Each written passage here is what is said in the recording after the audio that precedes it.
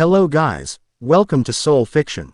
So in this video, we will see, what if Naruto reincarnated in the tensura verse with Rimuru Tempest? If you enjoy these kinds of stories, don't forget to show us some love by hitting the like button and subscribing to the channel. Your support means the world to us. Now, let's start the story. Chapter 1. An echo in the darkness. The end was not a bang, nor was it a whimper. It was a silent, grinding consumption of everything he was. One moment, Naruto Uzumaki was a pillar of golden light, his hands pressed again. Saint the skin of a being that defied reality, pouring every last drop of his life, his chakra, and the will of a world that had finally learned to trust him into a single, final seal. The next moment, there was only the pulling. A sensation of being unwritten. His name, his memories, the faces of his friends, they were all threads being drawn from a tapestry, leaving only a void. He felt the cool certainty of Sakura's healing hands, the crackle of Sasuke's Chidori, the weight of his father's cloak, the grit of Jiraiya's final lesson. Each memory flared like a dying star and then vanished, pulled into the maw of the technique. He gave them willingly. It was the price. To save everyone, he had to cease being anyone. The last thing to go was a feeling, the simple, warm satisfaction of a shared bowl of ramen. The steam fogging his vision. Then, nothing. Or, what should have been nothing. Instead of oblivion, a new sensation bloomed. It was not a rebirth, but a recollection. A gathering of scattered dust motes in a silent, forgotten room. Consciousness returned not as a rush of light, but as a single, inquisitive thought. Where? Darkness answered. A profound, absolute dark that swallowed light and sound. He tried to open eyes he did not have, to breathe with lungs that were not there.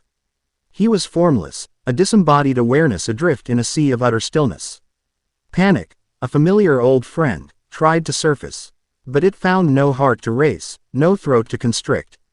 He was too thin, too ethereal for such a heavy emotion.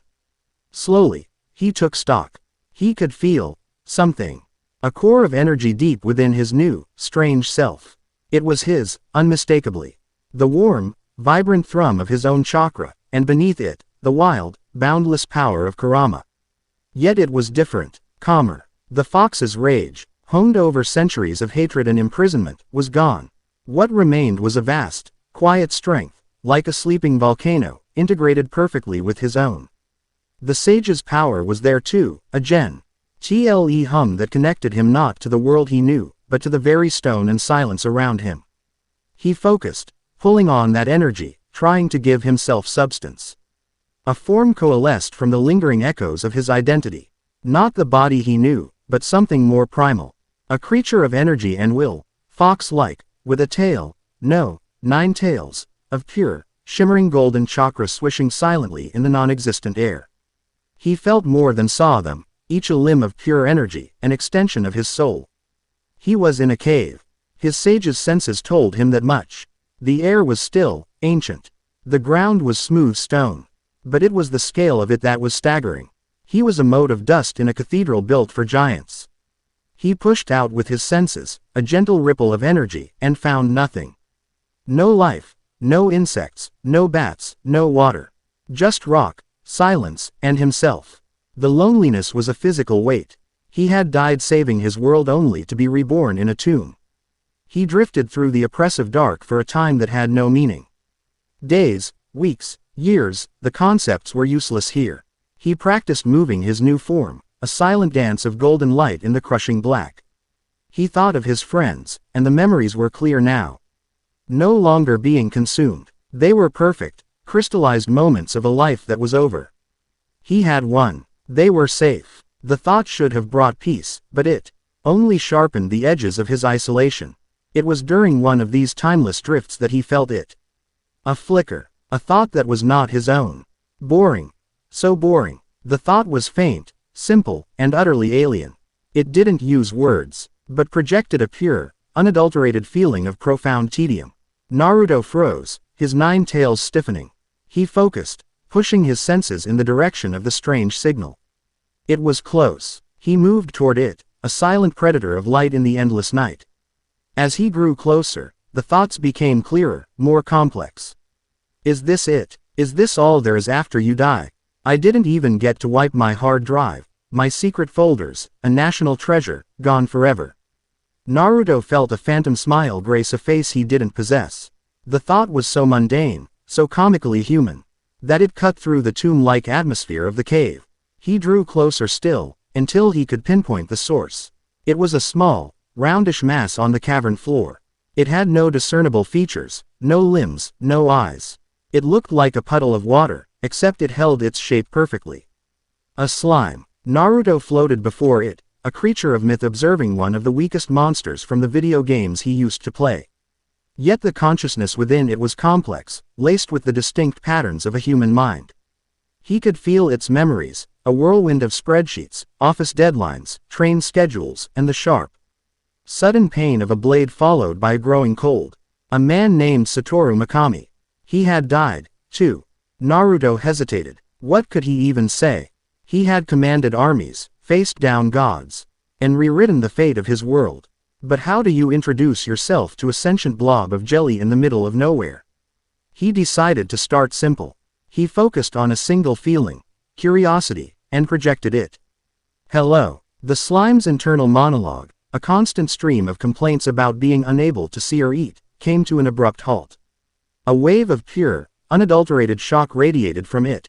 What? Who's there? Is that you, God? Did you finally get around to my case? I've got some notes on the whole reincarnation process, by the way. The lack of a tutorial is a major oversight. Naruto couldn't help the pulse of amusement that emanated from him. Not a god, just someone else who's here. The slime seemed to ponder this. It couldn't see him, Naruto realized. It was perceiving him as a purely mental presence. Someone else. Wait, you're stuck here too. Oh man, this is terrible customer service. 2-for-1 deal on purgatory. I don't think it's purgatory, Naruto projected, moving closer. He let a tiny wisp of his golden chakra drift forward and touch the slime's surface. It felt cool and gelatinous. The slime recoiled mentally. Whoa, what was that? It felt warm, like sitting under the sun on a spring day. The comparison struck a chord deep within Naruto. He had forgotten the sun. He focused on the memory of it, the feeling of its heat on his face after a long training session, and shared it. For a long moment, the slime was silent. Then, a feeling of profound, wistful longing flowed from it. The sun. I remember that. Wow. And so, their conversation began. They had nothing but time. And they filled it with pieces of themselves. Naruto, cautious at first, started with small things. The taste of miso pork ramen. The rough bark of a tree. The feeling of wind whipping past his face as he ran. He showed the slime, Satoru, images and sensations from his life, avoiding the grand battles and the heavy burdens. He shared the life of a boy, not a hero. Satoru, in turn, shared his world. A world of incredible convenience and profound order. Of towering glass buildings, of vehicles that moved without horses or chakra, of little boxes that could show you pictures of anything, anywhere. It was a world of peace, a world Naruto had fought and died to create, and it had existed all along, somewhere else entirely. Satoru spoke of his job, his friends, his regrets, all small, all deeply human. He'd died a virgin at 37, a fact he lamented with a comedic despair that Naruto found strangely endearing. In that endless darkness, two souls from two different worlds, one a legendary hero and the other an ordinary salaryman, found a strange sort of kinship in their shared isolation. Naruto learned the slime's name, Satoru, and Satoru came to know Naruto simply as the warm golden voice. I wonder if there's anything else in this cave, Satoru's thoughts echoed one day. We've been in this one spot for a while.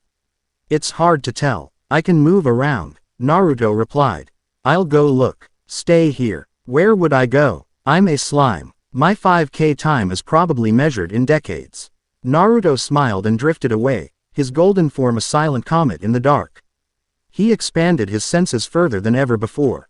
Stone, stone, more stone, and then power. It was immense. A raging, chaotic storm of energy that made Kurama's chakra feel like a gentle stream. It was bound, suppressed. But it leaked from its prison-like radiation, warping the very fabric of the cave. And it felt angry. And very, very bored. Naruto shot back to Satoru. I found something. Something huge. And it's alive. Alive. What is it? Is it edible? I've been analyzing the properties of this rock for a month. Spoiler alert. Not delicious. I don't think you'll be eating this one, Naruto projected dryly. Come on. I'll guide you. He created a path of soft light, and Satoru began to move, a slow, determined squelching across the stone floor. The journey took what felt like days. As they drew closer, the ambient energy grew stronger, and they could both hear a voice, grumbling and loud, in their minds. So boring. Is there no one left? Has the world forgotten me? 200 years of this, and not even a single goblin has wandered in to get eaten. Unacceptable. They rounded a massive crystalline pillar and saw it. The source of the power was a dragon. A creature of impossible scale, its black scales shimmering even in the low light leaking from the magical prison that held it. It was vast, magnificent, and currently trying to bite its own tail out of sheer frustration. Who goes there? The dragon roared, its head snapping toward them. Its immense eyes, slits of molten gold, focused on the small slime and the floating, ethereal kitsune. An anomaly of light and a slime. This is what fate sends me. A light show and a dessert. Satoru was, mentally, screaming. Naruto, however, simply floated forward, his 9 tails waving gently. He had faced down the 10 tails. This was big, but it was just big. You're loud, Naruto stated calmly. The dragon blinked its colossal eyes. Loud. I am the storm dragon, Veldora. My roar shatters mountains. Of course I am loud, you luminous dust bunny. And you're trapped, Naruto added, his tone even. He drifted closer to the shimmering cage of energy. His sage's senses analyzed it instantly. It was a skill, something woven from the rules of this world. Called unlimited imprisonment. But underneath the complex formula, he felt something else. The cold, sterile, and absolute touch of divine energy. The same feeling he'd felt from the celestial being he had sacrificed himself to seal. This wasn't a prison made by mortals. It was a cage made by God. A temporary setback, Veldora bellowed, though with slightly less conviction. The conversation that followed was surreal. Satoru, having recovered from his initial terror, began a surprisingly insightful line of questioning, his analytical mind picking apart Veldora's situation. They learned of his past, his rampage, and the hero who had sealed him. She was a strong one, Veldora admitted. Used this annoying skill on me. Said it was eternal. Bah. Satoru had an idea. It was insane, but it was all they had. He possessed a unique skill called Predator, which allowed him to consume and analyze anything. He proposed to consume Veldora, along with the prison, and analyze the skill from the inside. Where they could work on breaking it together. Veldora was shocked, then intrigued, then roared with laughter. A slime, consuming me. The storm dragon. Ha, I love it. The sheer audacity. Very well. Let's do it. We shall be friends. Allies. Naruto watched the exchange, a strange warmth spreading through him. In the darkest pit at the end of the universe, a reincarnated salaryman slime and an ancient grumpy dragon were becoming friends. His world had been built on such bonds. There's a risk, Naruto interjected, his voice serious. This, unlimited imprisonment, its signature is alien. It's designed to be absolute. If you take it inside you, Satoru, it might try to take you over. Great Sage will handle the analysis, Satoru projected back, his tone confident. Great Sage was another of his skills. A powerful computational ability. Sage can analyze the how, Naruto countered. But I can feel the what. It's a power that despises chaos. Veldora is the embodiment of chaos. The seal is a lock. But the power behind it is the warden. You need to be careful. The luminous fox is wise. Veldora declared. Yes, we need a bond, a name, to tie our souls together. Give me a name, and I shall give you one. Quote. Satoru thought for a moment. He suggested they share a family name, a symbol of their new clan. He would be Rimuru. Veldora would be Veldora Tempest. The dragon roared his approval. Tempest. I like it. Then you shall be Rimuru Tempest. Rimuru, the newly named slime, then turned his mental gaze to Naruto. What about you? We're in this together. We're family now, right? The sentiment hit Naruto with the force of a physical blow. Family. The thing he had craved his entire life, the thing he had built and fought and died for. And here it was, being offered to him again. At the beginning of a new existence, by a slime and a dragon. My name is Naruto. Naruto, Veldora mused. A good name, a strong sound. Then it settled. Rimuru's thought was firm, imbued with a newfound sense of purpose. You are Naruto Tempest. The moment the name was spoken, something shifted. The world snapped into focus. The name, the bond, acted as an anchor. His ethereal, chakra-based form solidified. He was no longer a ghost. He was still made of golden energy, but he now had substance, a defined shape. He could feel the cool air of the cave on what he now perceived as skin. The anchor of a name had made him real in this world.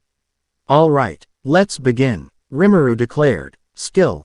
Predator. His small, unassuming body expanded, surging forward to engulf the colossal dragon in its shimmering prison.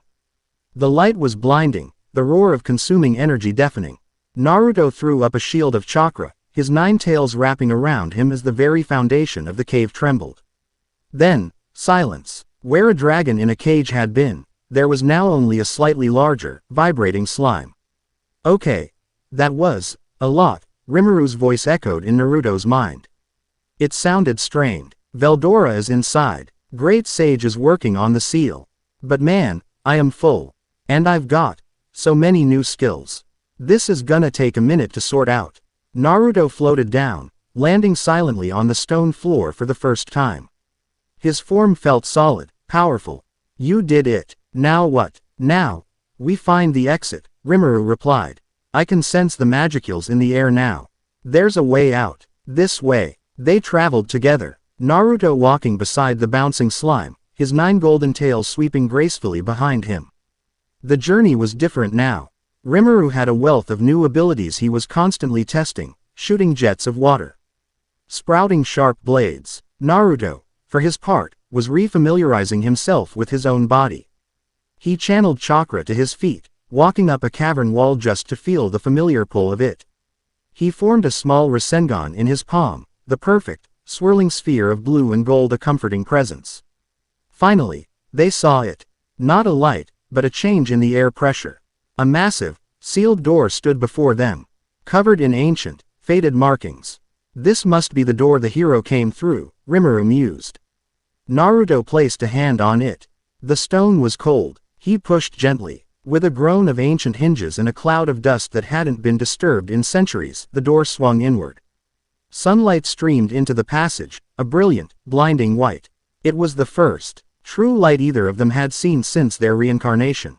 Rimuru bounced in excitement. Naruto simply stood there, letting the warmth soak into his new form. He had forgotten how good it felt.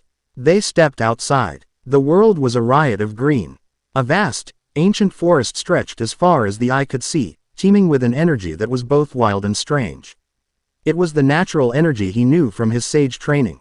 But it was interwoven with something else. The magicules Rimuru had spoken of.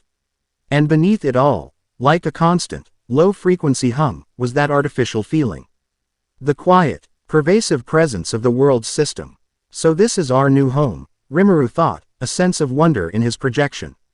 Looks like it, Naruto replied, his senses sweeping the area. Trees, plants, small animals, and something else. A group of small, bipedal creatures hiding in the bushes, armed with crude clubs and rusty swords. They were trembling. A small party of goblins, frozen in a mixture of terror and awe, stared at the sight before them. Out of the long-sealed cave of Veldora had emerged not a fearsome monster, but a simple blue slime, and walking beside it, a being of pure golden light.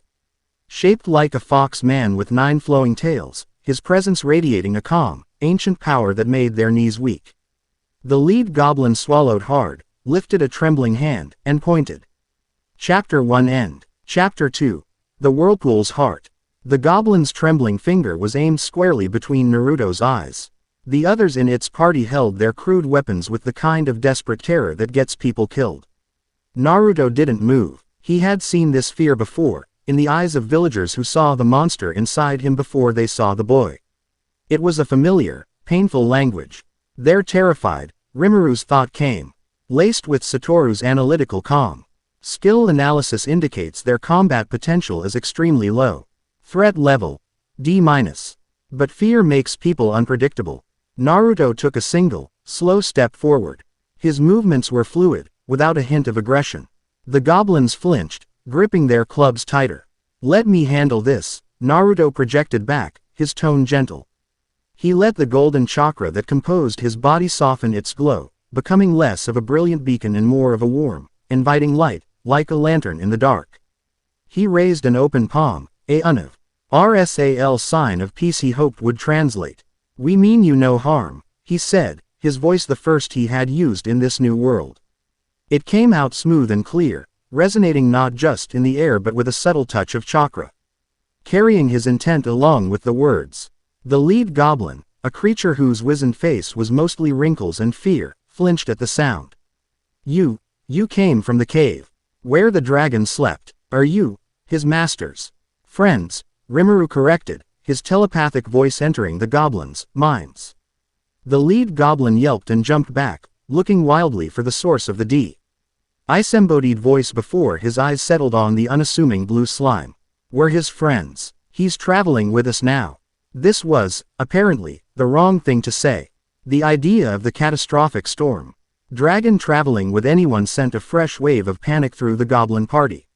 One of the younger ones fainted dead away. Naruto sighed softly. Tact, Rimuru, maybe not a strong suit for a slime. Hey, I was just being honest. Naruto knelt, bringing himself down to the goblins' eye level. His 9 tails curled on the ground behind him, their light soft. The dragon is gone. The cave is empty. You don't need to be afraid of it anymore. But you are afraid of something else, aren't you? He used his sage's senses, not to gauge their power, but to feel the emotions rolling off them in waves. Fear, yes, but also grief, hunger, and a deep, gnawing desperation.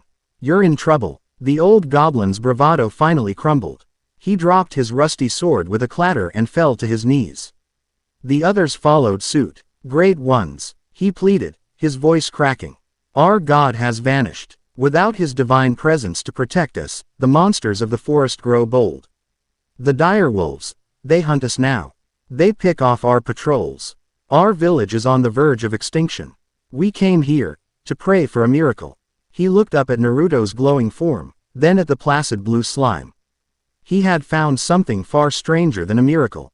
Rimuru bounced slightly. Satoru Mikami had been a good man, a senior who always looked out for his juniors. That instinct was now core to Rimuru's being. We should help them. Yeah, Naruto agreed, his gaze sweeping over the pathetic, desperate creatures. We should. It felt right. It felt like the first real step on a path that was not a continuation of his old life, but something entirely new. Their new acquaintances led them through the dense woods. The goblin village was less a village and more a collection of dilapidated huts made of mud and sticks. The moment they entered, the stench of sickness and despair hit them. The population was almost entirely the very old and the very young. Wounded goblins, their limbs bandaged with dirty rags, watched their arrival with hollow eyes. The village elder, the same one who had confronted them, led them to the largest hut. Inside, he explained the full extent of their situation. The dire wolves had always been rivals. But a balance had been maintained by Veldora's overwhelming presence. With him gone, a power vacuum had formed. The wolves, led by a new, aggressive alpha, were pressing their advantage, aiming to wipe the goblins out and claim their territory. We have no warriors left strong enough to face their leader, the elder finished, his head bowed. We are doomed. What if you had a warrior strong enough? Rimuru's voice echoed in the hut. The elder's head snapped up. What? We'll help you, Rimuru stated. On one condition. You will serve us. You and your entire tribe. Naruto glanced at the slime. It was a bold, pragmatic move. Satoru the salaryman knew the value of a clear contract. The elder didn't hesitate. He prostrated himself on the dirt floor. Yes, great ones. We pledge our absolute loyalty. Anything to save our village. And just like that, they had their first subjects. Naruto felt a strange sense of responsibility settle on his shoulders. These weren't soldiers in an army, they were refugees seeking a savior. They spent the rest of the day preparing. Or rather, Naruto did. He created a dozen shadow clones, a skill that felt as natural as breathing, and set them to work. The goblins watched in stunned silence as identical golden fox men began reinforcing their pathetic barricades, tending to the wounded with a gentle, glowing touch that eased their pain, and Organi Zing the able-bodied into a makeshift militia. Naruto himself walked the perimeter, his senses spread wide, feeling the pulse of the forest. He could feel the wolves gathering. A large pack, their hun. Jeer a palpable malice on the edge of his perception. Night fell. The forest, once a place of vibrant energy, became a canvas of shadows and predatory intent. The goblins huddled behind their new, sturdier walls, armed with sharpened sticks and a sliver of hope. The howls began, a chorus of hunger that seemed to come from all directions at once. Then, the attack. A wave of massive, black-furred wolves crashed against the barricades. They were huge, each the size of a pony, with intelligent, hate-filled eyes. Rimuru acted first. He bounced to the top of the main gate. Let's see what Veldora's power can do.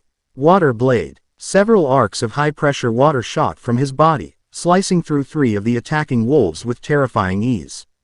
The other wolves hesitated, shocked by the display. Not bad, Naruto commented telepathically, standing with his arms crossed atop the elder's hut, his golden form a lone beacon in the night. But killing them all won't solve the problem. Another pack will just move in. What's your plan? Then, talk no jutsu. Rimuru shot back, a hint of Satoru's sarcasm in the thought. Something like that, Naruto replied. Break the head of the snake, and the body will follow. Just then, a larger shape emerged from the trees. This wolf was a monster, easily twice the size of the others, with scarred fur and eyes that glowed with a malevolent red light. A palpable aura of menace rolled off it. The Alpha. It ignored the goblins completely, its gaze fixed on Rimuru, the one who had killed its packmates. It let out a deafening roar that shook the flimsy huts, a sound filled with dominance and rage. That's the one, Rimuru's thought was grim. He prepared another attack, but Naruto held up a hand. My turn. Naruto vanished from the rooftop. He reappeared on the battlefield, directly between the advancing Alpha and the village gate, moving with a silent speed that drew a collective gasp from the goblins. The dire wolves surrounding him instinctively backed away, growling, a primal fear overriding their aggression. The Alpha, however, was not deterred. It lowered its head, its muscles bunching for a charge. Naruto closed his eyes. He drew in a breath, not of air, but of the world's energy. The markings of Sage Mode, orange pigments around his eyes, manifested on his chakra-based face. He didn't reach out to the wolves to fight them. He reached out to understand them. He felt their collective consciousness. The driving, gnawing hunger. The fear for their own young. The territorial imperative. But in the Alpha's mind, there was something else. A foreign command, an echo of a name, recently given, that stoked its pride and aggression. Someone was manipulating these wolves. This wasn't a simple turf war. The Alpha charged, a blur of black fur and snapping teeth, aiming to tear out Naruto's throat. Naruto didn't move. He didn't draw a weapon or form a seal. He simply brought his hands together in a soft clap. Sage art. Heavenly aura subjugation. It was not an explosion. It was a release. A wave of pure, condensed natural energy, visible as a ripple of golden light, expanded from him in a perfect dome. It carried no heat, no destructive force. It was pure, unadulterated presence. The weight of a mountain, the calm of the deepest ocean, the authority of the sky itself. The effect was instantaneous and absolute. Every direwolf, including the charging Alpha, was slammed to the ground as if by an invisible, colossal hand. Their aggression vanished, snuffed out like a candle flame. Their minds, filled with bloodlust a moment before, were now flooded with a terrifying, primal awe. They were in the presence of something that was not prey, not a rival, but a force of nature, as far above them as the moon. The Alpha, its charge halted an inch from Naruto's calm face, lay trembling on the ground, whimpering. It could not force its muscles to obey, could not even muster the will to lift its head. Naruto opened his eyes, the sage Marky, NGS giving his golden gaze an unnerving intensity. He looked down at the cowering wolf lord. The fighting is over, he said, his voice quiet, yet it carried across the entire battlefield. The silence. That followed was broken only by the sound of 100 goblin jaws hitting the floor. The aftermath was almost surreal. The direwolf Alpha, completely broken, submitted without reservation. The rest of the pack followed suit. They were herded into the village, not as prisoners, but as a defeated but intact force. Now came the hard part. Okay, so, we have a bunch of goblins and a bunch of direwolves who all hate each other. Rimuru thought, bouncing over to Naruto. What now? Now, we build a home, Naruto replied simply. Rimuru took the lead. Displaying a surprising knack for leadership, he declared that from this day forward, the goblins and the direwolves were one tribe. Under his rule, there were grumbles from both sides, but a single, calm glance from Naruto silenced them immediately. To make this official, I will grant you all names, Rimuru announced. He started with the elder. You will be Rigard. The old goblin convulsed as a torrent of magical energy poured into him. He grew taller, his wrinkles smoothed, his hunched back straightened. He became a hobgoblin, radiating strength and vitality. The rest of the village watched, stunned. He named Rigard's son Gobta. He named the wolf leader. You, who will run with me like the wind, I name you Ranga. The giant wolf was engulfed in light. It grew even larger, a star-shaped scar appearing on its forehead. Black horns sprouted from its temples.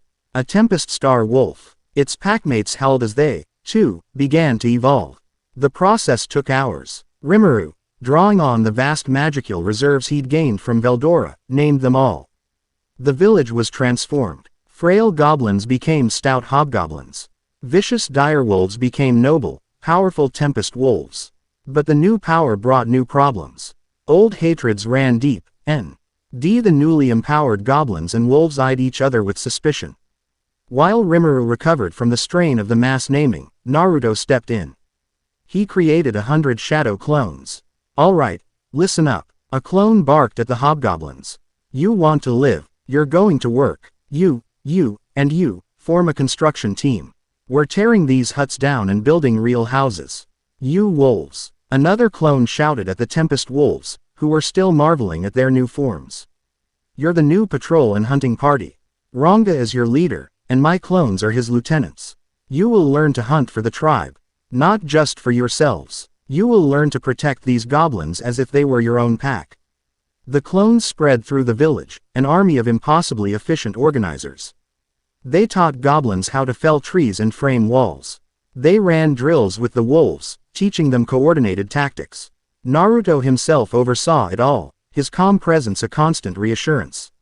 He settled disputes not with commands, but with simple, undeniable logic. He is your brother now, he told a hobgoblin who refused to share his food with a wolf. Would you let your brother starve? She is your shield, he explained to a tempest wolf who growled at a clumsy goblin. If she falls, the enemy will reach your pups. Protect her. Slowly, painstakingly, a community began to form from the embers of old hatreds. Naruto watched them work, a small, genuine smile on his face. Several days later, with the new village starting to take shape, Naruto felt a need to stretch his senses. He told Rimuru he was going on a scouting run, to map the surrounding territory. With Ranga at his side, he ventured deep into the great forest of Jura. He let his sage mode connect him to the world. He felt the lifeblood of the ancient trees, the scuttling of insects, the flow of magicules in the air. He felt that persistent, low hum of the world's system, a grid of rules laid over reality. He pushed past it, seeking the pure, natural energy beneath. That's when he found it. It was a patch of wrongness. A small clearing, a few miles from the village, where the natural energy was twisted and inert. It felt like a scar on the world. Intrigued, he and Ranga went to investigate. In the center of the clearing was a single, black stone, half buried in the soil. It was a broken piece of some larger monument. As Naruto approached, a feeling of coldness, a sterile and absolute authority, washed over him. He knelt, brushing the dirt from the stone's surface. It was covered in angular, glowing runes he couldn't read. But he didn't need to. He recognized the energy signature. It was the exact same divine power that had powered Veldora's unlimited imprisonment skill. He stood up, his expression grim. This wasn't just a random piece of debris. It was a marker, a border post. A claim of ownership. Veldora hadn't been sealed by a hero in a simple battle. He had been imprisoned by a force that had been here, in this forest. Long ago. A force that laid down its laws with absolute, divine power.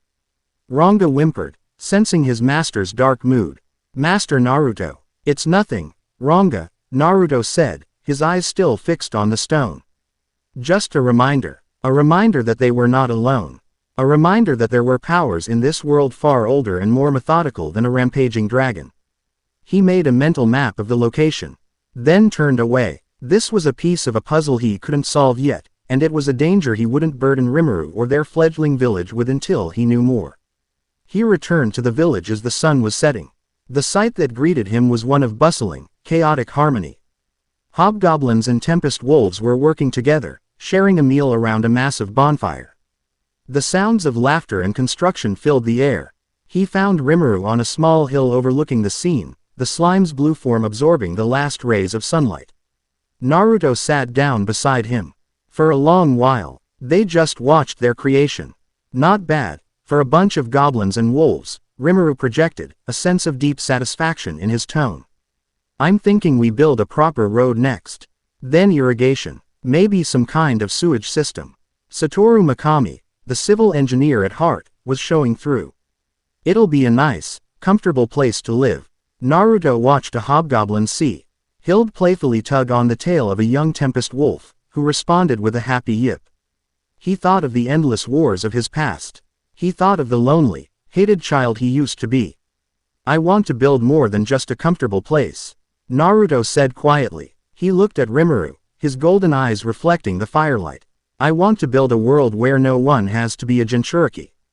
Where a name doesn't decide your fate. A place where everyone has a home to come back to. Rimuru was silent for a moment, absorbing the weight of Naruto's words. It was a goal born from a lifetime of suffering, Rem far grander than comfort and convenience. It was a purpose, and it was now his, too. That sounds good, Rimuru projected, his thought simple but filled with a new, profound resolve. But to build something that big, we're going to need help. We need blacksmiths, carpenters, artisans, people who know how to build things that last. Naruto nodded. Rigard mentioned a place, a kingdom of craftsmen, not far from here. The armed nation of Dwargen, Rimuru finished. Run by the dwarves. They looked at each other, a slime and a spirit of golden light. Their first foreign policy decision. Their first diplomatic mission. The next step in building their dream. The decision was made. They would go to the city of the dwarves. Chapter 2 End. Chapter 3. Forges and Faith. The morning of their departure was a hive of organized chaos. The newly named hobgoblins and tempest wolves, filled with a zealous energy, were working with an almost comical fervor to build their new home. Rigard, now a mountain of, a hobgoblin with the bearing of a seasoned general, took charge of the village's administration. He accepted Rimuru's decision to leave with a solemn nod, pledging to protect their home in their absence. Ranga, you'll be our transport. Rimuru's voice echoed from his slime form. The giant wolf wagged his tail, his form rippling as he prepared to use his new shadow travel skill. Just store me in your shadow until we get there. It'll be less conspicuous. And what about you, Master Naruto? Ranga asked, turning his intelligent eyes to the golden kitsune. Will you ride on my back? Naruto shook his head. His current form, while powerful, was the equivalent of walking into a human city wearing a neon sign that read, "Powerful mystical being." He needed to be discreet. A familiar hand seal came to him unbidden. A flicker of muscle memory from 1,000 past deceptions. Transformation jutsu. With a soft puff of smoke, the nine-tailed spirit of light was gone. In his place stood a young man of average height, with sun-kissed blonde hair, startlingly blue eyes, and faint whisker-like marks on his cheeks. He wore simple, durable traveling clothes that his chakra had molded from ambient energy. He looked human, albeit a strikingly handsome one. The only hint of his true nature was the almost imperceptible golden aura that seemed to cling to him, a feeling of warmth and ancient power that one could sense more than see. Ranga stared, his head cocked. Remarkable, Master. It'll do, Naruto said, his voice now fully corporeal. He stretched, enjoying the familiar sensation of having limbs. Before he left, he created 5 shadow clones. They shimmered into existence, identical copies of his human form. "You know the plan," he told them. One nodded and phased into the trees to continue scouting. Another went to oversee the construction teams. The other 3 dispersed to act as advisors and a hidden security force. They would be his eyes and ears, and could be dispelled at a NY moment to send their memories rushing back to him. Their guide was a last-minute, and somewhat questionable, addition. Gobta, the small hobgoblin who showed a surprising, if clumsy, aptitude for fighting, was practically shoved forward by Rigurd. "He knows the paths to the highway, my lords. He will guide you safely." Rigurd boomed with pride. Gobta looked like he was about to face a firing squad. Traveling with their 2 godlike leaders was a terrifying prospect. "Are you sure about this one?" Naruto asked Rimuru telepathically, raising an eyebrow at the trembling hobgoblin. "He's got potential," Rimuru replied. "And a little real-world experience will be good for him. Or it'll be funny. Either way." With their party assembled, Ranga knelt. Gobta scrambled onto his back with comical haste. Naruto gave the wolf a pat on the neck before leaping up behind the hobgoblin. With a final nod to Rigurd, Ranga dissolved into the shadows, reappearing moments later on a well-trodden path at the edge of the forest. The journey to the armed nation of Dworgen had begun. The highway was a testament to a civilization that had tamed its environment. It was a wide, paved road that cut a clear path through the otherwise wild landscape. Their pace was swift, Ranga's powerful form eating up the miles. Gobta, after his initial terror subsided, began to chatter, pointing out landmarks and warning them about monsters that were, to Naruto and Rimuru, laughably weak. It was on the 2nd day that they found trouble. Rounding a bend, they saw a group of humans in mismatched armor fighting a desperate battle against a swarm of giant insects. The creatures were the size of dogs, with powerful mandibles and armored carapaces. Giant ants. The 3 adventurers, a burly warrior, a nimble rogue, and a staff-wielding mage, were being overwhelmed. "Help!" the mage yelled, her magical barrier cracking under the assault of a dozen ants. Gobta yelped and hid his face in Ranga's fur. Ranga growled, preparing to leap into the fray. "Wait," Naruto said calmly, placing a hand on the wolf's neck. He vaulted off Ranga's back, landing silently on the road. "Rimuru, can you make webs?" he asked. "Of course I can. What do you think I am, an amateur?" Rimuru shot back from within Ranga's shadow. A moment later, a series of sticky white threads shot out, wrapping around the legs and bodies of half the ants, immobilizing them instantly. The adventurers stared, bewildered, as the rest of the ants turned their attention to the lone blonde man who had appeared from nowhere. Naruto didn't draw a weapon. He didn't need to. As the first ant lunged, he moved. It was a simple, economical dance of avoidance and attack. A sidestep, a palm strike to a joint in the creature's leg, a quick jab to the nerve cluster beneath its head. He moved through the swarm with an unhurried grace, each strike precise and non-lethal, disabling the creatures with the efficiency of a surgeon. The adventurers watched, their jaws hanging open, as he took down the remaining 10 ants in less than 30 seconds without receiving a single scratch. He dusted off his hands as the last ant collapsed, twitching. The burly warrior approached him cautiously.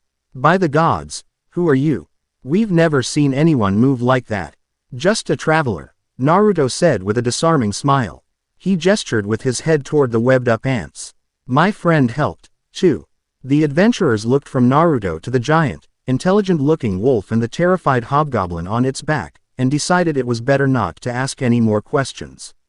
They offered their profuse thanks. Some coins which Naruto politely refused, and a piece of advice. "The guards at the Dworgen gate have been real tough lately," the rogue warned. "Watch yourselves. They'll try to fleece any traveler who looks like an easy mark." Naruto thanked him for the warning, and their party continued on its way, leaving the 3 adventurers to stare after them in stunned awe. Their reputation, it seemed, was beginning to precede them. The entrance to Dworgen was breathtaking. A colossal gate, 50 feet high, was carved directly into the face of a mountain, flanked by 2 giant statues of dwarven warriors. It was a statement of power and artistry. The line of merchants and travelers waiting to get in, however, was long and disgruntled. As the rogue had warned, the guards were being difficult. They moved with a swaggering arrogance, led by a captain with a magnificent beard and a perpetually sneering expression. They were shaking down a merchant, demanding an extra gate tax for his goods. When it was their turn, the guards' eyes landed on Gobta. A monster. You want to bring a filthy monster into our city? One of them sneered. He's with me, Naruto said, his tone perfectly level. The captain strode over, looking Naruto up and down. He saw a young, unarmed traveler. An easy mark. Everyone registers. 10 silver coins. Your pet will be 20. This is extortion. Rimuru's thought was indignant. Let me, Naruto replied, a glint in his blue eyes. Arguing would lead to a fight. A fight would lead to trouble. There was a better way. Captain, Naruto said, his voice respectful. He gestured to the side, away from the line. A moment of your time. Your insight on a matter of gate security would be invaluable. The captain's chest puffed out. He was a sucker for flattery. Oh, and what would a whelp like you know of such matters? But he followed Naruto away from his men, eager to lecture. Naruto listened patiently for a minute as the captain droned on about procedures and protocols. Then, as the captain turned to yell at another guard, Naruto stepped behind a thick stone pillar. A single hand sign, poof, an identical copy of the captain stepped out from the other side of the pillar. Naruto, now wearing the captain's face and armor, strode back to the gate guards.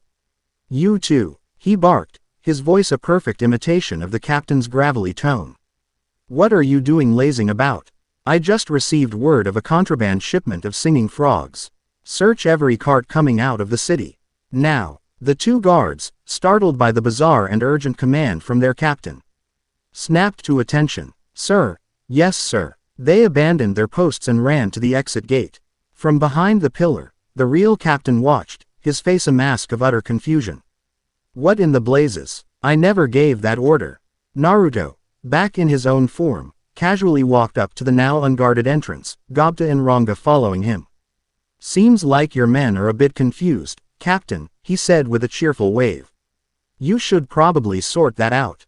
They walked through the gate without paying a single coin, leaving the sputtering captain to deal with his bewildered Subo. RDI Nates who were now earnestly searching for illegal amphibians. Inside, Dworgen was a symphony of stone and fire.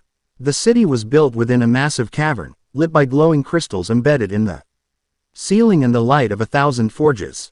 The air hummed with the sound of hammers on anvils.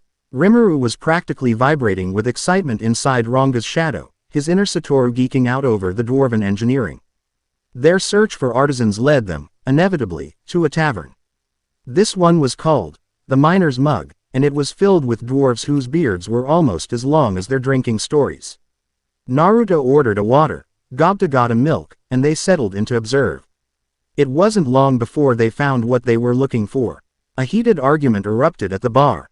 On one seat, Do was a dwarf with broad shoulders and kind eyes, his face smudged with soot. On the other was a man in ornate robes, his face pinched with disdain. Naruto's senses immediately picked up the dwarf's honest, hard-working nature and the robed man's slimy, ambitious aura. For the last time, Minister Vesta, I will not work on your damned magic soldiers. The dwarf boomed, slamming his mug down. My craft is for building, for creating. Not for making weapons of suppression for your political games. Minister Vesta sneered. Your sentimentality is pathetic, Kaijin. The king's army requires 20 longswords. You have a deadline you cannot possibly meet. My project offers you a way out. Refuse, and you will be ruined. I'd rather be ruined than be your pawn. Kaijin shot back. Vesta's eyes narrowed with malice. It was then that he noticed Gobta, staring wide-eyed at the confrontation. What is this? A goblin in a respectable establishment. Guards. 2 armored dwarves who had been standing with Vesta moved toward their table. Get out, monster. One of them snarled, raising his fist at Gobta. Gobta squeaked and cowered. Before the fist could land, a nearly invisible thread shot out from Ranga's shadow, wrapped around the guard's ankle, and yanked. The guard went down, tripping his companion, and they both landed in a comical heap. Vesta's face turned purple with rage. He spun around, his eyes locking onto Naruto, who hadn't moved a muscle. He was just sitting there, calmly sipping his water. But his eyes, Vesta felt a sudden, primal fear. The blonde traveler's blue eyes were not angry. They were utterly calm, as deep and cold as a glacial crevasse. In that gaze, Vesta felt himself being weighed, measured, and dismissed as completely insignificant. It was the look of a predator that had decided its prey wasn't even worth the effort of the hunt. Vesta, a man who intimidated ministers and bullied master craftsmen, found that he could not hold that gaze. He stammered, his threats dying in his throat. You will regret this. All of you." He turned and stormed out of the tavern, his guards scrambling after him. Kaijin stared at them, then let out a booming laugh. "Well, you've got some nerve, lads. Thank you." The name's Kaijin. He offered a calloused hand to Naruto, who shook it firmly. Their alliance was forged over mugs of milk and dwarven ale. But their victory was short-lived. An hour later, a squad of royal guards entered the tavern and arrested them all for assault on a royal minister. The trial was a farce. They stood in a grand stone courtroom, before a throne on which sat Gazel Dwargo, the hero king of the dwarves. He was a formidable figure, his power and wisdom palpable. Vesta, with a smug look on his face, presented his case. He claimed they had assaulted him without provocation, that they were dangerous subversives. Rimuru, speaking telepathically through Naruto, began to calmly dismantle Vesta's story, using the flawless logic provided by his great sage skill. But Vesta was a practiced liar. "He's twisting the contract details with Kaijin," Naruto sent to Rimuru. "The third clause. It specifies defensive armaments. Vesta is claiming it means his magic soldiers. That's his leverage." His left hand is trembling, Naruto observed a moment later. "He's lying about us throwing the first punch." His guard on the right keeps looking at the floor. He knows it's a lie, too. Armed with this information, Rimuru's arguments became surgically precise. He guided Kaijin in his testimony, exposing Vesta's manipulations bit by bit. King Gazel watched the proceedings with a sharp, intelligent gaze, his eyes moving from the eloquent, unseen speaker to the unnervingly perceptive blonde man who seemed to be his mouthpiece. He saw through Vesta's charade completely. In the end, Kaijin, a dwarf of immense honor, took the blame to save his new friends from trouble. "I accept my punishment. Exile. If he is exiled, then we will take him in," Naruto spoke, his voice ringing with quiet authority. "Our village has need of a master blacksmith." Gazel Dwargo's eyes narrowed, a flicker of interest in their depths. He rendered his judgment. Kaijin and his team were exiled, their sentence to be served in the employ of Rimuru Tempest. Minister Vesta was found guilty of perjury and stripped of his title, his assets seized. Justice, swift and absolute, had been served. That evening, as Kaijin and his 3 apprentices, the brothers Garm, Dord, and Murd, celebrated their newfound freedom by packing up their workshop, Naruto overheard something from a pair of disgruntled dwarven miners at a nearby food stall. They spoke of brutal conditions, withheld pay, and goblin workers disappearing in the mines to the north. Mines that had been owned by a shell corporation secretly controlled by Vesta. "I need to run an errand," Naruto told the group. "I'll meet you at the gate in a few hours." Before Rimuru could ask, he was gone, a flicker in the evening crowd. The northern mines were a place of misery. Naruto's sage mode felt the pain and exhaustion of the workers like a physical blow. Under the light of the crystal lamps, he saw small, emaciated goblins, far weaker than his own tribe, hauling heavy carts under the whips of grim-faced dwarven overseers. This was not a place for negotiation. This was a place for liberation. He became a ghost. He flowed through the shadows of the mining camp, his movements silent. An overseer laughing cruelly at a fallen goblin suddenly felt a sharp sting on his neck and slumped to the ground, unconscious. Another, raising his whip, found his arm suddenly numb, his body collapsing without a sound. Naruto moved from one to the next, a phantom of retribution, using precise nerve strikes from his old Anbu training. The attacks were non-lethal, but would leave the overseers paralyzed for a day. He found the goblins' pen. It was a squalid cage, the creatures within huddled together in fear. He simply broke the lock and opened the gate. They stared at him, their eyes wide with terror. They expected another master, another tyrant. He knelt, his blue eyes meeting theirs. He didn't offer power or loyalty.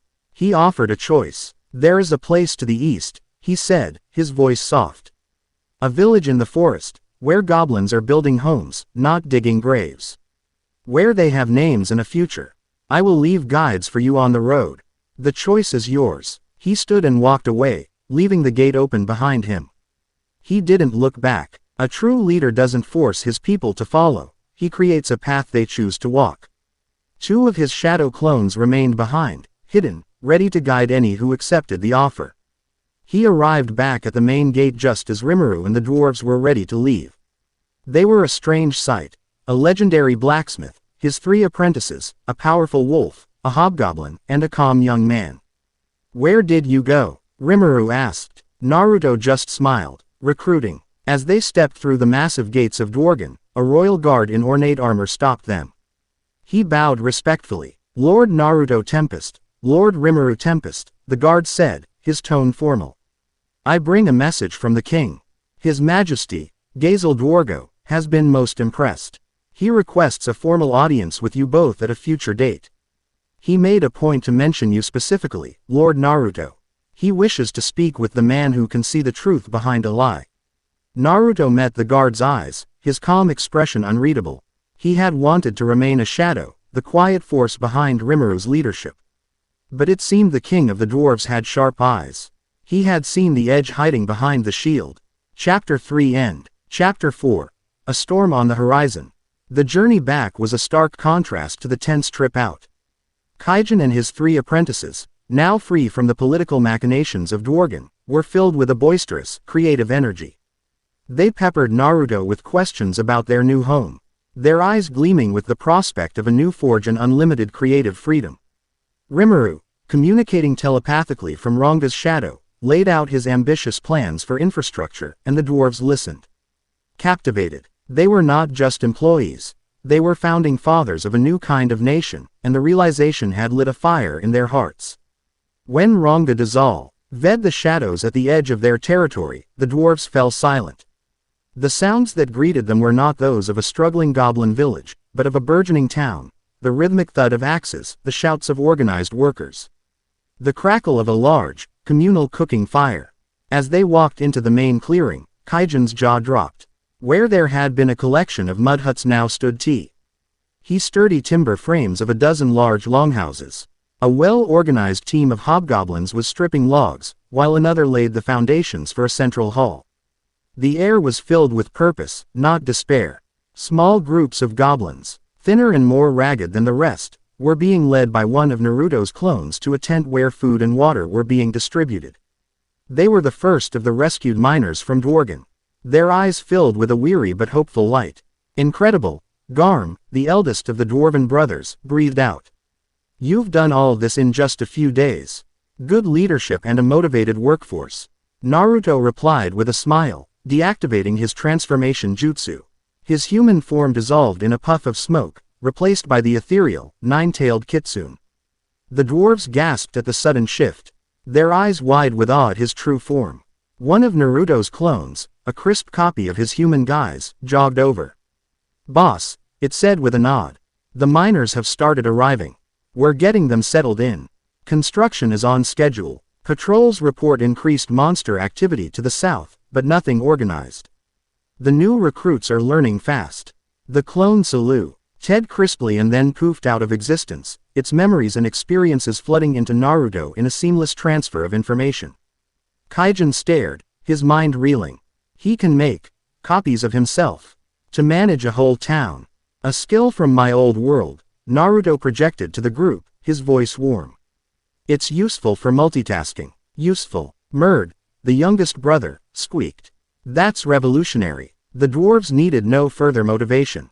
Before the day was out, they had selected a prime location near the river and, with the help of a team of eager hobgoblins, had begun construction on a forge that would be the envy of Dworgen. The sense of peace and progress, however, was destined to be short-lived. 2 days later, a Tempest wolf patrol brought visitors. They were lizardmen, clad in leather armor and carrying bronze-tipped spears. Their leader, a tall, serious warrior, requested an immediate audience. He was not the arrogant, posturing type, his eyes were filled with a grim urgency. "I am the brother of Gabble, chieftain of the lizardmen," he announced, bowing respectfully to Rimuru's slime form and Naruto. "I have come to ask for your aid." A great disaster is approaching. An army of orcs, 200,000 strong, is marching through the swamp, consuming everything in its path. He went on to describe the Orc Lord, a monster of immense power, and the strange Majin W. Ho seemed to be orchestrating the chaos, a figure named Gelmut. He visited us, offered us the chance to serve him, to rule the forest under his banner. My brother, in his foolish pride, accepted. But I saw the malice in Gelmud's eyes. This is not a war of conquest. It is a feast, and we are all on the menu. Before Rimuru or Naruto could formulate a response, a new alarm shrieked through the village. One of the wolf patrols on the opposite side of the perimeter sent a frantic telepathic message. Intruders. Powerful. They move like fire and shadow. Naruto was already moving. Get the lizardmen to safety, he commanded Rigard. Rimuru, with me. They arrived at the western edge of the village just as the intruders broke through the tree line. There were 6 of them, tall and imposing, with the horns of ogres. Their clothes were fine silks, now torn and bloodstained. They carried an aura of grief, rage, and immense power. At their head was a young man with crimson hair and a single black horn. A katana gripped tightly in his hand. His eyes burned with hatred. You, the crimson-haired ogre roared, his gaze locking onto Rimuru's party. Your masked Majin destroyed our home. Did you think you could hide from our wrath? Masked Majin. He must mean Gelmud's forces, Rimuru realized. This is a misunderstanding. But there was no time for words. The ogres, consumed by vengeance, charged. I'll take the leader, Naruto said. His form blurring, he met the Crimson Ogre's charge head-on. The battle that erupted was unlike anything the village had witnessed. It was a whirlwind of focused, deadly skill. A large, pink-haired ogre with a massive club engaged a group of Naruto's clones, her swings powerful enough to shatter the earth. An old, wizened ogre moved with the impossible speed of a master swordsman. His blade a blur against another clone. Rimuru, in his slime form, shot out steel sticky threads, engaging a lithe, blue-haired ogre who seemed to vanish and reappear like a phantom. The battle was a chaotic, multi-front engagement, but the core of it was the duel between Naruto and the ogre leader. I am Benimaru, son of the ogre chieftain. The Crimson Warrior roared, his katana igniting with black flames. You will pay for what you have done. He swung, and a wave of fire surged toward Naruto. Naruto didn't dodge. He held up a hand, and a swirling vortex of wind chakra formed, creating a miniature tornado that harmlessly dispersed the flames. He hadn't even moved his feet. Benimaru's eyes widened in shock, but he pressed his attack, his blade a dizzying flurry of strikes. Naruto, still in his solid, human transformed body, met the assault with nothing but a single kunai. Sparks flew as steel met steel, the kunai glowing with a faint green light as Naruto channeled wind chakra through it, sharpening its edge to an unnatural degree. It was a battle of grace against fury. Benimaru's attacks were powerful and explosive, Naruto's were precise, economical, and devastatingly effective. He flowed around the ogre's fiery assault like water around a stone, using the younger warrior's momentum against him. He saw an opening. Benimaru, frustrated, overextended on a powerful downward slash. Naruto ducked under the fiery blade, his right hand already glowing with a swirling sphere of blue chakra. Rasengan. He didn't aim for Benimaru's body. He thrust the sphere forward, impacting the ground just in front of the ogre's feet. The resulting explosion of grinding, concussive force blasted Benimaru off his feet, sending him flying backward through the air. Before Benimaru could even register what had happened, Naruto was there, having used the explosion as cover to move behind him. A single, sharp chop to the back of the ogre's neck, imbued with a precise pulse of chakra, was all it took. Benimaru's eyes rolled back, and he collapsed, unconscious. With their leader's defeat, the other ogres faltered. Rimuru quickly subdued the blue-haired one, while Naruto's clones managed to incapacitate the others without causing serious harm. The fight was over as quickly as it had begun. The misunderstanding was, thankfully, cleared up with relative ease. Once Benimaru awoke, restrained but unharmed, Rimuru was able to explain their situation. The ogres, seeing the truth in their eyes and realizing their true enemy was Gelmud and the orcs, agreed to a temporary truce. They were a proud people, and their grief was still raw. They had lost everything. That night, a war council was held in the village's half-finished central hall. The ogre survivors, Benimaru, the warrior princess Shion, the elder Hakuro, the spy Soe, the blacksmith Kurobe, and Benimaru's sister Shuna, sat on one side. On the other were Rimuru, Naruto, Rigard, Kaijin, and the Lizardman commander. Rimuru's great sage skill provided a chilling analysis of the Orc Lord. His unique skill is called Starved. It forces him to consume everything around him, absorbing the strength and special abilities of those he eats. But it's more than that. The skill links him to the entire Orc race. Their collective hunger, their desperation, their pain, it all flows into him, and he is compelled to feed it. So he is a mindless beast. Benimaru stated, his voice cold. A monster we must destroy. The others nodded in agreement. Extermination seemed the only logical course. No, Naruto said, his voice cutting through the grim consensus. Everyone turned to look at him. He stood near the fire, his human form casting a long, flickering shadow. You're looking at the weapon, not the wielder. He isn't just hungry, he's carrying the hunger of his entire people. Think of it, the combined starvation of 200,000 souls screaming inside one mind. That's not a strength, it's a burden, a curse. He looked around the room, his blue eyes meeting each of theirs in turn. If we just charge in and kill the Orc Lord, what happens to that curse? What happens to the orcs whose lives are tied to him through that skill? They could all perish with him. We'd be committing genocide to stop a war. His words hung in the air, changing the very nature of the conflict. We're not fighting a monster, he concluded. We're trying to save a people from a curse. We save the orcs, and in doing so, we defeat their lord. It was a philosophy so alien to their world of raw power and survival of the fittest that it left them speechless. It was the philosophy of a hero from a world that had learned peace the hard way. As the council debated this new, radical strategy, Naruto felt a flicker. A tiny, almost imperceptible disturbance in the air behind the hall. One of his sensory clones, hidden in the rafters, had detected something. An assassin. He didn't make a sound. He simply excused himself, saying he needed some air. He slipped out a side entrance, melting into the shadows. He circled the building, his movements utterly silent. He saw the assassin on the roof, a lithe figure in black, peering through a gap in the thatch. Their attention fixed on Rimuru's slime form, which was resting on the table inside. In the assassin's hand was a dagger. It was a wicked, serrated blade, but it was the energy it radiated that made Naruto's blood run cold. It was the same sterile, divine energy. Cold, absolute, and utterly inimical to life. The assassin made their move.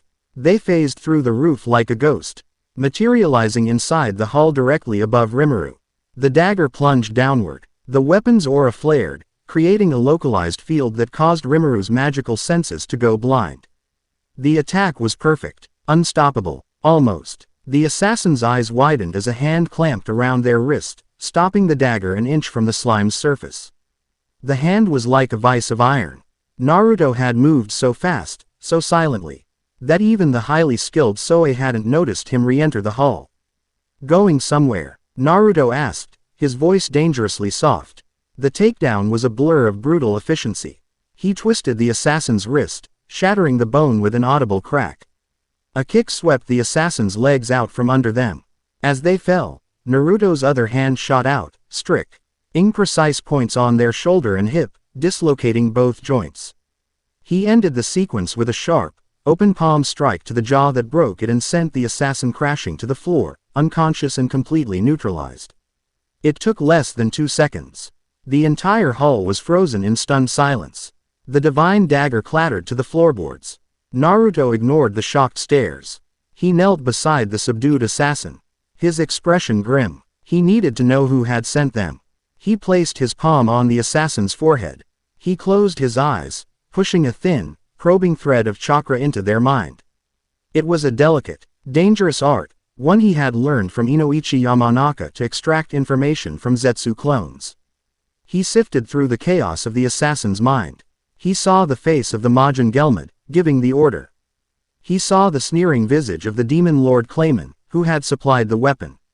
But he pushed deeper, past the puppets, seeking the puppeteer. For a single, terrifying moment, he found him. The image was not a memory, but a feeling. A vast, cold, empty space, like the void between galaxies. In the center of that void floated a being of pure, geometric light.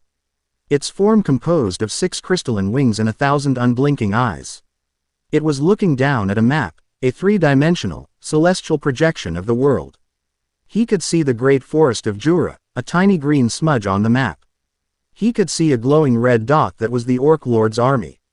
And he could see 2 tiny, flickering anomalies at the heart of the forest. One was blue, the other, gold. The being's attention shifted, as if it felt his probe.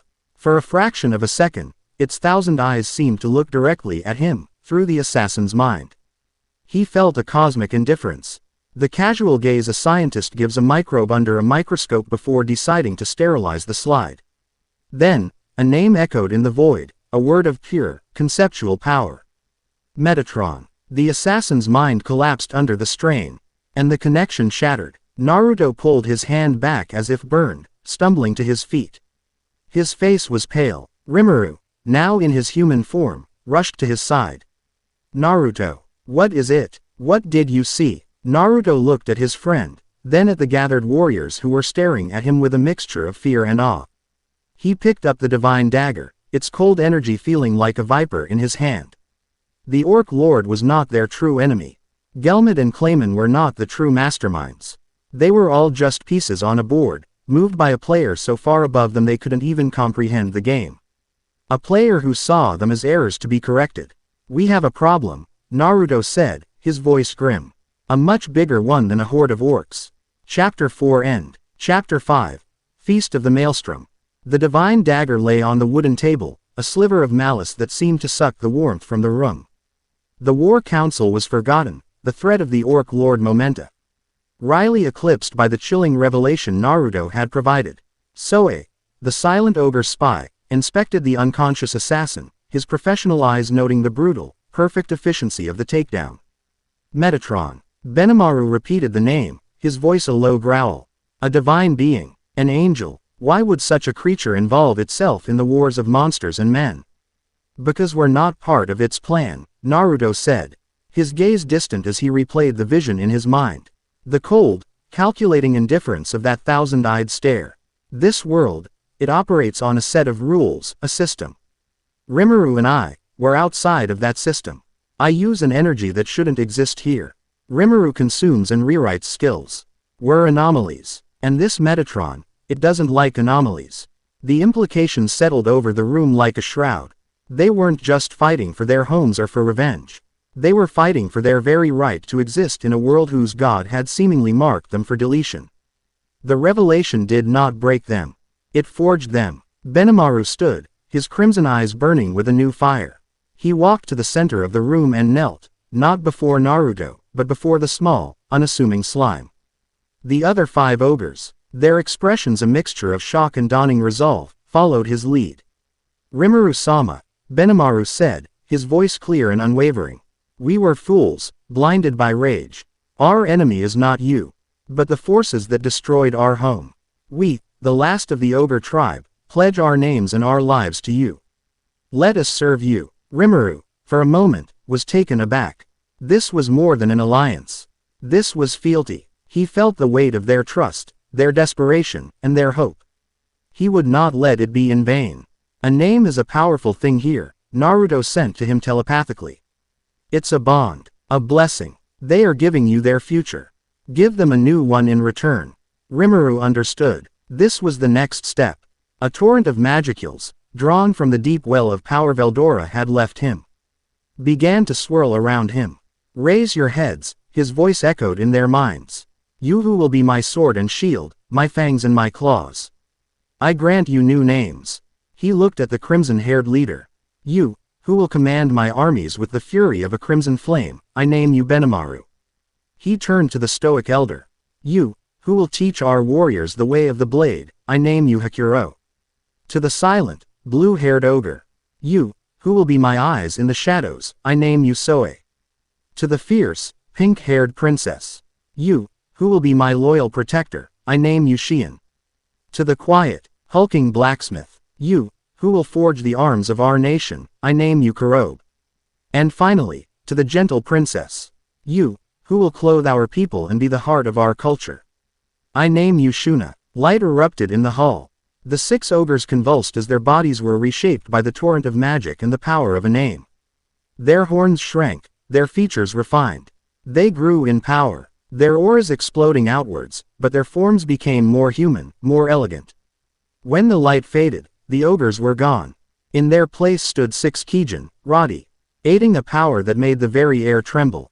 The alliance was sealed. The Jura Tempest Federation, a name not yet spoken but already taking shape, had just gained its strongest warriors. The next day, the true war council began. With the arrival of Gabble's more sensible brother and a contingent of loyal lizardmen warriors, the forces were assembled. They were outnumbered 100 to 1, but Naruto stood before a map of the marshlands, his expression calm and confident. He was no longer just a powerful fighter, he was the strategist, the commander who had led the allied shinobi forces. This was familiar territory. The orc army as a blunt instrument, Naruto began, his voice commanding the attention of Kijin, hobgoblin, and lizardman alike. They have numbers, but they lack discipline. The terrain is our greatest ally.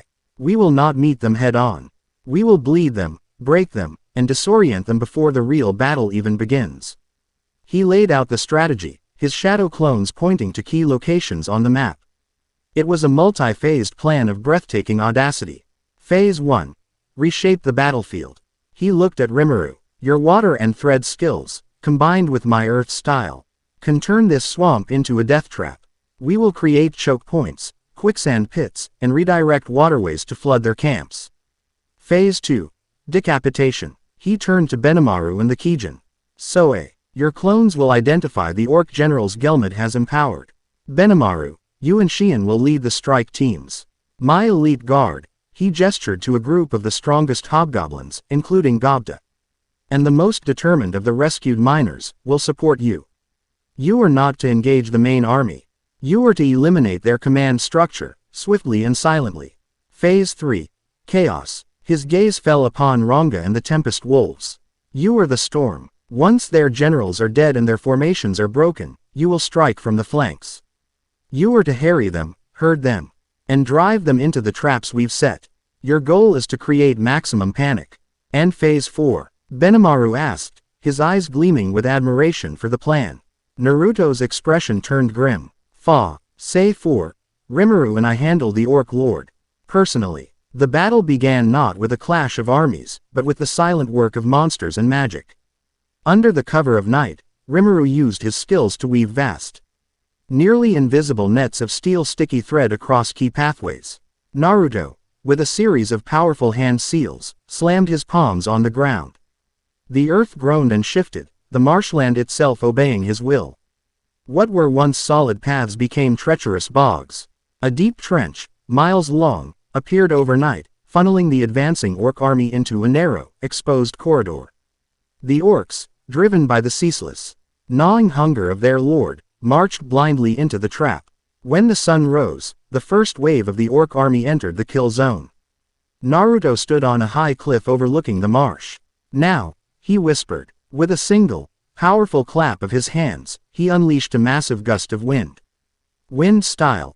Great breakthrough. The gale force wind ripped through the valley, but its purpose was not to kill. It blew away the natural, corrosive mist of the swamp, exposing the orc army to the sky and clearing the field of vision for miles. From another position, Rimuru unleashed his own attack. Black flame. Spheres of dark fire arced through the sky, impacting not the orcs themselves, but the bog pits Naruto had created.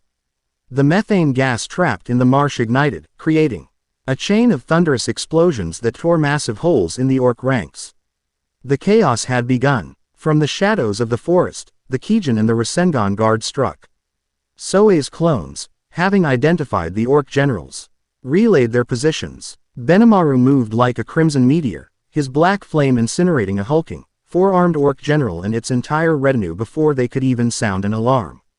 Shion, wielding her massive Herculean club, simply smashed her way through the enemy lines, her attacks sending shockwaves that shattered orc formations 100 yards away. Hakuro was a ghost, appearing in the midst of enemy squads and leaving only a trail of bodies before vanishing again. The orc army, leaderless and confused, began to falter. That's when the wolves attacked. Ranga led the charge, a black hurricane of claws and teeth, his packmates crashing into the orcs' flanks, tearing them apart and then vanishing back into the trees before a counterattack could be organized. Naruto oversaw it all. 100 shadow clones scattered across the battlefield, acting as his eyes and ears. He was a perfect commander, processing thousands of streams of information at once, issuing new orders telepathically. Benimaru, a reserve force is moving to your position. Intercept them. Ranga, herd the western flank toward the new sinkhole. Rimuru, they're trying to cross the river. Flood it. He even sent 1,000 shadow clones to engage the main body of the orc army. They weren't there to win, but to be a massive, confusing diversion. They swarmed the orcs with Rasengans and elemental jutsu, their presence drawing the attention of tens of thousands of enemy soldiers, preventing them from reinforcing their beleaguered commanders. The plan was working perfectly. The orc army, vast as it was being dismantled piece by piece. Finally, the path was clear. Through the smoke and chaos, they could see him, the orc lord, Geld. He was a mountain of muscle and despair, standing in a field of corpses. And next to him, hovering in the air, was the Majin Gelmid, his face a mask of disbelief and panic. How? Gelmid shrieked. How is my army losing? Orc lord, eat them all. He gestured to his remaining Majin subordinates. You are to be his food. Grant him the power to become a demon lord. The Majin screamed as Geld, his eyes glowing with mindless hunger, grabbed them and shoved them into his gaping maw. The orc lord's body began to swell and contort, his power skyrocketing. It's time, Naruto said. He and Rimuru shot forward, closing the distance in an instant. The being that was once Geld had become something new. The orc disaster, a true demon lord, radiating an aura of pure, gluttonous despair. It swung a colossal arm, and the very air seemed to tear. Rimuru met the attack head-on. A whirlwind of skills erupted from his body, water blades, black lightning, steel threads, all crashing against the demon lord's hide. It was a battle of monsters, a chaotic and beautiful display of raw power. Naruto, however, did not focus on the physical fight. He entered Sage mode, his perception expanding beyond the physical realm. He reached out with his consciousness, pushing past the orc disaster's rage, past the screaming agony of the starved skill. He was searching for the man inside the monster. For Geld, he felt the collective psyche of the orcs, a roiling sea of pain. He felt the terror of their children, the weakness of their elderly, the shame of their warriors unable to provide. It was a burden that would drive any soul to madness. He found the tiny, flickering ember of Geld's original consciousness, buried under it all. He didn't attack it, he connected with it. I feel it, Naruto's thoughts echoed in the demon lord's mind, a single point of calm in the hurricane of hunger. The weight of your people. The desperation. I know what it's like to carry a burden like that. The orc disaster paused for a fraction of a second, its punch stopping just short of crushing Rimuru. You don't have to carry it alone anymore, Naruto projected, pushing an image from his own heart into Geld's mind. An image of his village. Of hobgoblins and dwarves sharing a meal. Of tempest wolves playing with goblin children. A place of unity. A place of hope. Let us carry it with you. There is another way. Gelmid, seeing his creation hesitate, was consumed by panic. Useless beast. He flew toward the orc disaster, intending to take direct control, but in his haste, he got too close. The demon lord, acting on instinct, grabbed the Majin and consumed him as well. The influx of power was the final catalyst. The orc disaster let out a reality-shattering roar. But the seed of hope had been planted. That single moment of hesitation was the opening. Rimuru. Now, Naruto yelled. Rimuru understood. Predator. His body surged forward, his unique skill activating at full power, aiming to consume the out-of-control demon lord. But this was not a simple act of eating. It was a joint operation. As Rimuru's skill latched onto the orc disaster's chaotic energy, Naruto brought his hands together. A gentle, golden aura enveloped him, the power of the Sage of Six Paths. It was not a power of destruction, but of creation and salvation. He channeled it, not at the orc disaster's body, but at its soul, and through it, to the 200,000 souls of the orcs scattered across the land. It was a wave of pure, calming life force. The gnawing, maddening hunger that had plagued them for months was suddenly gone. Soothed, replaced by a feeling of peace. Their spiritual connection to their king, the conduit of their pain, was gently and cleanly severed. The orc disaster stopped roaring. The mindless rage in its eyes was replaced by a look of profound relief. The last vestiges of Geld looked at Naruto, a silent thank you in his eyes, before his form dissolved into pure energy and was drawn into Rimuru. The battle was over. The sky, which had been dark with the orcs' malice, seemed to brighten. Across the marshlands, the orc soldiers, their minds suddenly their own, dropped their weapons and collapsed, weeping with a relief so profound it was heartbreaking.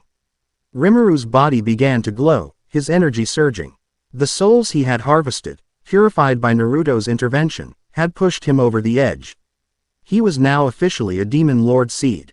He had won. They had won. They had not just defeated an army, they had saved a people. But as Naruto stood in the center of the silent battlefield, he looked up at the empty sky. A cold certainty settled in his heart. Metatron had seen it all. He had seen a slime consume a demon lord. He had seen a strange visitor from another world wield a power that could pacify 200,000 souls at once. They were no longer just anomalies on a map. They were a threat, and the god in the machine would soon be coming to deal with them personally. Chapter 5 End. Chapter 6. The Weight of a Crown. The NCE that followed the orc disaster's demise was heavier than any war cry. 200,000 orcs, scattered across the blighted marshlands, were suddenly untethered from the monstrous hunger that had defined them. The silence was one of confusion, followed by a dawning, horrifying clarity of the atrocities they had committed. A low, keening wail rose from their ranks, a sound of collective grief for their own monstrousness. Naruto didn't let the moment fester. While Rimuru's body pulsed with the immense energy he had just absorbed, struggling to stabilize his evolution into a demon lord seed, Naruto acted. 100 shadow clones fanned out across the battlefield. They carried not weapons, but sacks of rations from their village and waterskins filled from magically created springs. They moved among the collapsed and weeping orcs, offering sustenance without a word of condemnation. It was an act of grace so unexpected it stunned the orcs into silence once more. They were being treated not as a defeated enemy, but as victims of a plague. One orc, a hulking specimen who had served as one of Geld's generals, rose to his knees as Naruto's true form approached. He was one of the few who had managed to retain a sliver of his identity through the madness. He looked at the gentle way the golden clones were tending to his people, then at the being of light before him, and finally at he glowing slime who had consumed his king's agony. He bowed his head until his forehead touched the mud. "We are defeated," the orc general rumbled, his voice thick with shame. "Our king is gone. Our people, we have committed unforgivable sins. We ask for nothing. We deserve only death. Your king died to save you." Naruto's voice was soft, but it carried across the field. He carried the pain of your entire race until it broke him. His last act was one of peace. To die now would be to dishonor his sacrifice.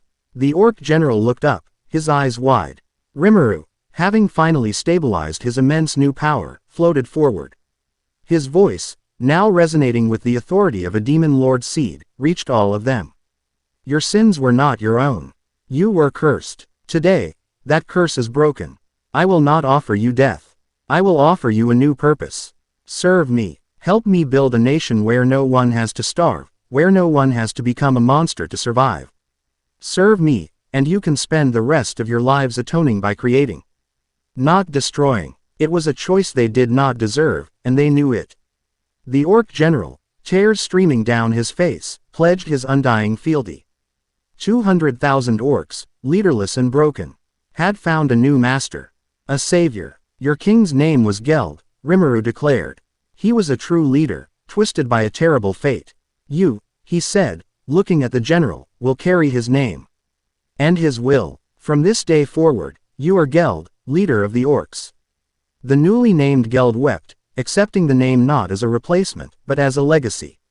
An honor. The first citizen of the orcs had been named, and their long road to redemption had begun. The logistical nightmare that followed was on a scale that would have collapsed kingdoms. They had 250,000 mouths to feed. A population that had appeared overnight. But where others saw a crisis, Rimuru saw an opportunity. In a grand assembly held in their rapidly expanding village, attended by the leaders of all the gathered tribes, Kijin, Hobgoblin, Tempest Wolf, Lizardman, and now Orc, Rimuru made his proclamation. This forest will no longer be a collection of warring tribes. It will be a single nation. A place for all races who seek peace and prosperity. From this day forward, we are the Jura Tempest Federation. A cheer erupted, a chaotic but joyful sound from a dozen different kinds of throats. A nation had been born from the ashes of war. Roles were assigned. Rimuru, naturally, was the supreme leader, the chancellor of the Federation. Rigurd was named prime minister, in charge of civilian administration. Kijin became the minister of production and industry. But when it came to the military, all eyes turned to Naruto. I will handle it, Naruto said simply. He accepted the titles of Supreme Commander of the Armed Forces and, to Soei's quiet approval, Director of the Intelligence Division. He immediately formalized his elite unit, gathering the best and brightest of the hobgoblins, the rescued miners, and a few promising lizardmen. They were now the Rasengan Guard, Tempest Special Forces, answering directly to him. The days that followed were a blur of intense, focused work. But it wasn't a montage of summarized progress. It was built moment by moment, interaction by interaction. One afternoon, Naruto found Benimaru training alone, his black flames incinerating training dummies with furious intensity. He was powerful, but his movements were raw, fueled by the lingering rage of his past. Naruto walked onto the training field. Spar with me, Naruto said. Benimaru grinned, eager to test his new strength against the man who had so easily defeated him before. Try not to hold back this time. The spar began. Benimaru was a tempest of fire and steel. But Naruto, in his human form, was like the wind. He flowed around the attacks, never meeting them head-on, his movements economical and precise. He didn't use Rasengan or any grand techniques. He just used pure, refined taijutsu. You're sloppy, Naruto said calmly, deflecting a fiery slash with the back of his hand, his skin protected by a thin, invisible layer of chakra. You rely too much on the fire. It's your first and last resort. You're letting the power control you. He ducked under a swing, his foot sweeping out to hook Benimaru's ankle. As the Kijin stumbled, Naruto's palm gently tapped his chest. If I were an enemy, you'd be dead. Your fire is a weapon, Benimaru, not a crutch. Master it. Don't just unleash it. True strength is control. He walked off the field, leaving a frustrated, but deeply thoughtful Benimaru to ponder his words. His next stop was the new communal kitchen, from which a plume of ominous purple smoke was rising. Inside, Shion was locked in a life-or-death struggle with a massive pot of something. The substance was bubbling ominously and seemed to absorb the light. It's my secret recipe, she announced proudly, her face smeared with a purple substance. Ultimate skill building super stew. The other cooks were huddled in a corner, looking terrified. Naruto picked up a discarded ladle. It dissolved on contact with a single drop of the stew. Rimuru would have banished her from the kitchen for life. Naruto saw something else. He saw her desperate, earnest desire to be useful, to contribute in a way that wasn't just hitting things. He walked over, ignoring the lethal aura of the pot. Shion, he said gently, your desire to protect and provide for everyone is your greatest strength. It creates a powerful aura. But you're putting that aura into the food. He picked up a large daikon radish and a knife. Don't cook with your heart. Cook with your hands. Focus that incredible protective power of yours, but channel it into the knife, not the ingredients. He guided her hand. Feel the shape of the blade. Let your energy become an extension of the edge. Just focus on that, nothing else. Shion, concentrating intensely, brought the knife down. Shing. The daikon was sliced into paper-thin, perfectly translucent wafers. She stared at the result, her eyes wide with wonder. She had controlled her power. A huge, beaming smile spread across her face. She had found a new way to be strong. Naruto's most crucial work, however, was with the orcs. Led by the new guild, they were a tireless, powerful workforce, perfect for the grand construction projects Rimuru had envisioned. But they were haunted. Naruto spent his evenings not in the command tent, but in the orcs' sprawling camp, sharing their simple meals. He didn't preach or command. He listened. He heard their stories, learned the names of their children, and worked alongside them, his clones hauling logs and quarrying stone. He treated them not as a defeated army, but as the newest citizens of their nation. He was earning a loyalty deeper and stronger than any forged in battle. It was into this strange, bustling new world of monstrous cooperation that the humans came. A delegation, flying the banner of the Western Holy Church, arrived at their borders. They claimed to be on a diplomatic mission, sent by the Holy Emperor himself to observe the new power that had pacified the orc disaster. Their true purpose, as Naruto's senses immediately told him, was espionage. Their smiles were polished, their words were honeyed, but their hearts were cold with judgment. They were here to gauge Tempest's strength and find its weaknesses. The leader of the delegation's nightly escort was a young woman named Lyra. She had silver hair cut in a severe, practical style, and eyes the color of a stormy sky. She carried herself with the rigid discipline of a true zealot. Her faith was her armor, her sword, and her shield. And to her, this city of peaceful, cooperating monsters was the most profound blasphemy she had ever witnessed. Lyra was assigned as the church's liaison, and to her quiet fury, her official guide was Naruto. As he led her through the streets of the city, now official. Why named Rimuru, their tour became a walking ideological battle. I do not understand, she said, her voice tight with controlled revulsion as she watched a hobgoblin and a lizardman arguing amiably over the proper way to thatch a roof. These are beasts of chaos. Their nature is to kill and consume. How have you enthralled them so completely? I haven't enthralled anyone, Naruto replied calmly, not taking the bait. He led her toward the industrial district, where Kaijin's new forge roared day and night. Inside, the heat was immense. They saw the dwarven master instructing a massive orc, his student, on the art of folding steel. The orc, whose hands were large enough to crush boulders, was tapping a hammer with surprising delicacy, his brow furrowed in concentration. Kaijin clapped him on the shoulder, laughing. You see, it's about the rhythm, lad. Not just strength. The orc grinned, a rare and hopeful sight. Lyra's face remained a mask of stone. You have merely tamed them. Broken their will and replaced it with your own. Naruto stopped walking. He turned to face her, his blue eyes serious. I don't trust monsters or humans, Knight. I trust people, and I trust my family. He gestured to the bustling city around them. I've never broken anyone's will. I just gave them a reason to build instead of break. It's amazing what people can achieve when they're not fighting for their next meal, but for a shared future. A future built on a foundation of sin and demonic pacts, she retorted, her hand resting on the pommel of her sword. Naruto simply shook his head and continued the tour, a small, sad smile on his face. He had seen her type of certainty before. It rarely bent, it only broke. Their debate reached its climax near the new city center. A massive construction project was underway, the central administrative building. A team of Geld's orcs was using a complex pulley system to hoist a colossal log, the future main pillar of the hall, into place. Suddenly, with a scream of tortured wood, one of the main support beams of the crane cracked. The ropes snapped, and the multi-ton log, a battering ram of solid oak, broke free. It swung down in a deadly arc, plummeting directly toward a group of human merchants who had just arrived from the kingdom of Bloomond, their faces pale with terror. The orcs screamed in horror. Geld roared for his men to get clear. Lyra reacted instantly, her training taking over. Her blade hissed from its sheath, holy energy flaring along its edge. She braced herself to intercept the log, knowing full well the impact would shatter her arm, if not her entire body. She would be too slow. But a flash of purple was faster. Before Lyra could even take a step, Xian was there. She hadn't been anywhere near the site a second ago, but she had appeared as if from nowhere. Planting herself directly in the log's path, between it and the terrified humans.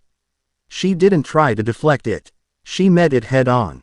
With a deafening roar of pure, unadulterated effort, she caught it. Her feet sank a foot into the hard-packed earth from the sheer force of the impact. The ground around her fractured. Her muscles, corded and straining, trembled under the impossible weight. But she held it. The colossal log stopped, inches from the humans, held aloft by the sheer, stubborn will of the Kijin who had once been a creature of pure rage. Her face was a mask of exertion. But her eyes were clear, focused only on the safety of the people behind her. Lyra stood frozen, her holy sword half drawn. Her mind, a fortress of faith and dogma, went completely silent. She had been ready to die to stop that log. But the monster, the beast of chaos, had done it instead, without a moment's hesitation, to save a group of humans she didn't even know. She looked at Xian, who grunted and heaved the log to the side where it crashed harmlessly to the ground. The Kijin then turned to the humans, her expression one of genuine concern. "Are you all right?" she asked, her voice still rough from the strain. The demonic deception, the city of lies, the tamed beasts, all the certainties that the church had armed her with crumbled into dust. What she had just witnessed was not a broken will. It was an act of pure, selfless heroism. It was more noble, more righteous, than any sermon she had ever heard. She looked at Naruto, who was watching her, his expression not of triumph, but of quiet understanding. Her own face, she realized, was a mask of profound, world-shattering confusion. Chapter 6 End. Chapter 7. Whispers in the Holy Land. For a long moment, the O-N-L-Y sound in the city square was the groaning of the massive, displaced log and the ragged, panting breaths of the Kijin who had caught it.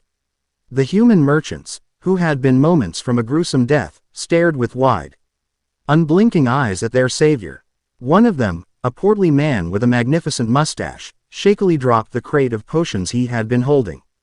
Xian, seeing their terror, offered a slightly strained, reassuring smile. "Don't worry, it's all secure now. Welcome to Rimuru City." The spell of silence broke. The merchants erupted in effusive, tearful thanks. The orcs and Hobji, oblins of the construction crew rushed forward, not to attack, but to help, using their immense strength to safely lower the log to the ground. Geld himself, his face a mask of profound shame at his team's failure, began a deep, rumbling apology to the humans. Lyra sheathed her sword with a click that sounded deafeningly loud in her own ears. Her entire body was thrumming with an adrenaline that had nowhere to go. She had been prepared to meet her end, to perform a final, glorious act of martyrdom in the service of her god. But the monster had beaten her to it. Naruto walked over to her, his footsteps soft on the fractured earth. He didn't look at her with triumph or condescension. His blue eyes were filled with a quiet, patient understanding that was, in its own way, more unsettling than any "I told you so." "Do you see a monster, Knight?" he asked, his voice low enough for only her to hear. "Or do you see a protector?" He didn't wait for an answer. He turned and began helping to direct the cleanup. His voice calm and authoritative, a point of order in the chaos. He left Lyra standing alone, a solitary pillar of silver-haired faith in the midst of a world that refused to conform to her scriptures. That night, Lyra sat in the Spartan quarters assigned to her. A single candle flickered, casting dancing shadows on the simple wooden walls. Before her lay a blank sheet of parchment and an inkwell. Her official report to the 7 days clergy was due. Her superiors expected a detailed analysis of the Federation's military strength, its political structure, its resource deficiencies, and, most importantly, a list of exploitable weaknesses. They expected confirmation of the demonic nature of its leaders. Her mind replayed the day's events. The sheer, selfless power of Xian's act. But it wasn't just that. It was the 1,000 smaller moments she had witnessed. It was the sight of the dwarf, Kaijin, patiently teaching an orc a craft that had been a source of dwarven pride for millennia. It was the quiet dignity of the Kijin princess, Shuna, as she showed orc and goblin children alike how to work a loom. It was the absolute, unquestioning loyalty the Tempest wolves showed to the children of the very race they had once hunted. These were not the actions of enthralled slaves. This was not a demonic deception. It was community, flawed, chaotic, and utterly, shockingly real. She thought of the holy empire of Ruberios. She thought of the soaring, magnificent cathedrals, built by the tithes of a populace that often went hungry. She thought of the rigid dogma that declared all monsters evil, all demi-humans suspect, and all who questioned the doctrine to be heretics. She thought of the arrogant paladins who spoke of justice while sneering at the poor. Her faith, once a solid, unshakable fortress, now felt like a house of cards in a hurricane. Her quill finally touched the parchment. She began to write. But the words that flowed from her hand were not the ones she had been sent to find. She wrote of a burgeoning nation built not on conquest, but on mutual need. She detailed the synergistic relationship between the races, the orcs, labor exchanged for the dwarves, craft. The goblins, adaptability bolstered by the Kijin's strength. She wrote of its two leaders. The slime, Rimuru, a pragmatist and a brilliant administrator with a core of deep compassion, and the man, Naruto, a warrior of impossible power who carried himself with the quiet weariness of a retired god, a being whose core philosophy seemed to be the radical act of giving the broken a second chance. She wrote the truth, and she knew, as she sealed the report with the church's official wax seal, that the truth would be treated as treason. 2 weeks later, she was recalled. The journey back to the Holy Empire was a blur. When she passed through the grand gates of the capital, the sights that had once filled her with pious awe now seemed hollow. The gleaming white marble felt cold and sterile. The sound of the grand cathedral's bells, which had once stirred her soul, now sounded like a death knell. She was summoned immediately, not to a celebratory debriefing, but to a formal tribunal. She stood in the center of the Chamber of 7 Stars, a cavernous room where 7 high-backed thrones were arranged in a semicircle. Here sat the 7 days clergy, the holiest and most powerful men in the human world. Her report lay on a table before them. Cardinal Reinald, a tall man with a severe face and eyes that held a fanatic's gleam, picked it up as if it were a soiled rag. "Knight Lyra," he began, his voice dripping with condescension. "We have read your fanciful tale. A city of happy monsters, living in harmony. A Kijin who acts out of selfless heroism. It is the most creative work of demonic fiction I have ever had the displeasure of reading." The other cardinals chuckled. "I reported what I saw, Your Eminence," Lyra said, her voice steady despite the hammering of her heart. "You saw a deception," Reinald thundered, slamming the report down. "A trick of the highest order, designed to lull the weak-minded into a false sense of security. And you, a knight of the Holy Church, fell for it completely. You are a disgrace." Lyra stood her ground, her chin held high. She did not argue. She did not plead. She simply met his gaze. Her silence was more defiant than any shout could have been. Reinald, seeing that his public shaming was having no effect, dismissed her with a wave of his hand. "You are confined to the capital until we decide how to deal with your lapse in faith. Get out of my sight." Later that night, Cardinal Reinald descended deep into the bowels of the Grand Cathedral. He passed through corridors guarded by silent, unmoving paladins and opened a series of magically sealed doors until he reached a circular, featureless chamber of polished black obsidian. The air was cold, devoid of all life and warmth. He knelt in the center of the room and began to pray. Not to the God he preached about in his sermons, but to his true master. In response, a section of the far wall dissolved, not into light, but into a shimmering, geometric distortion of space.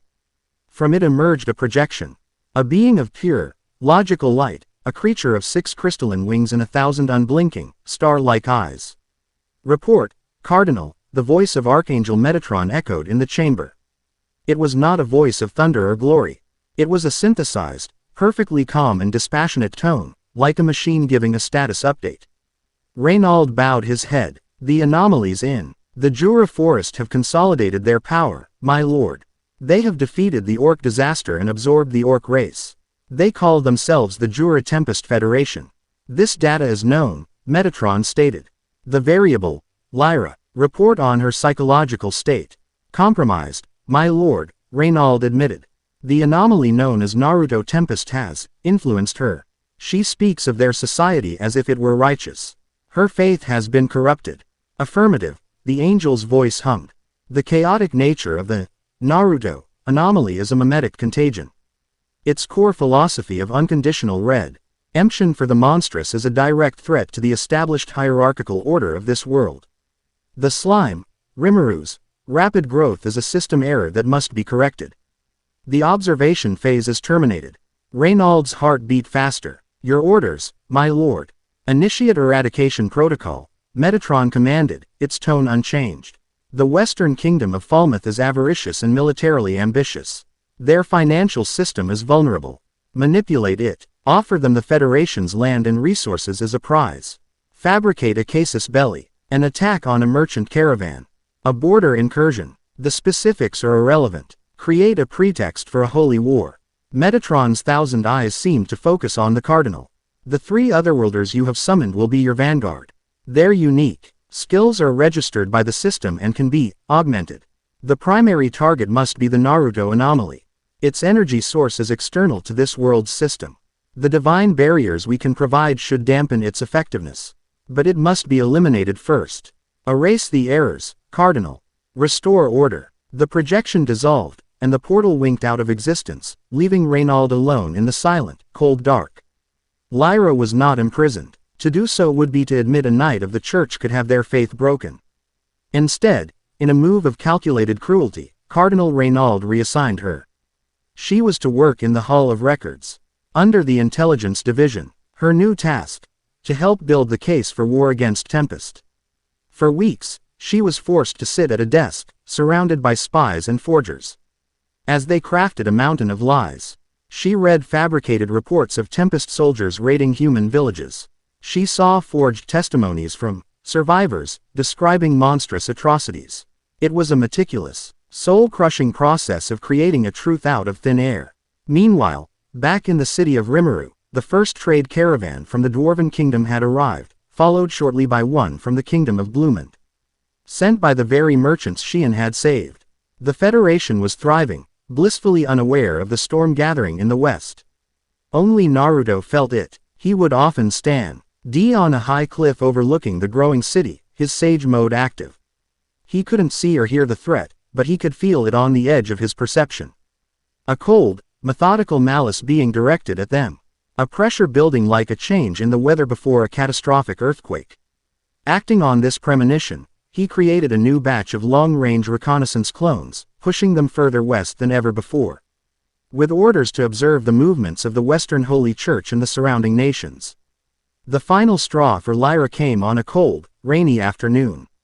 A senior paladin, his face set in a mask of grim satisfaction, placed a heavy sheet of parchment on her desk.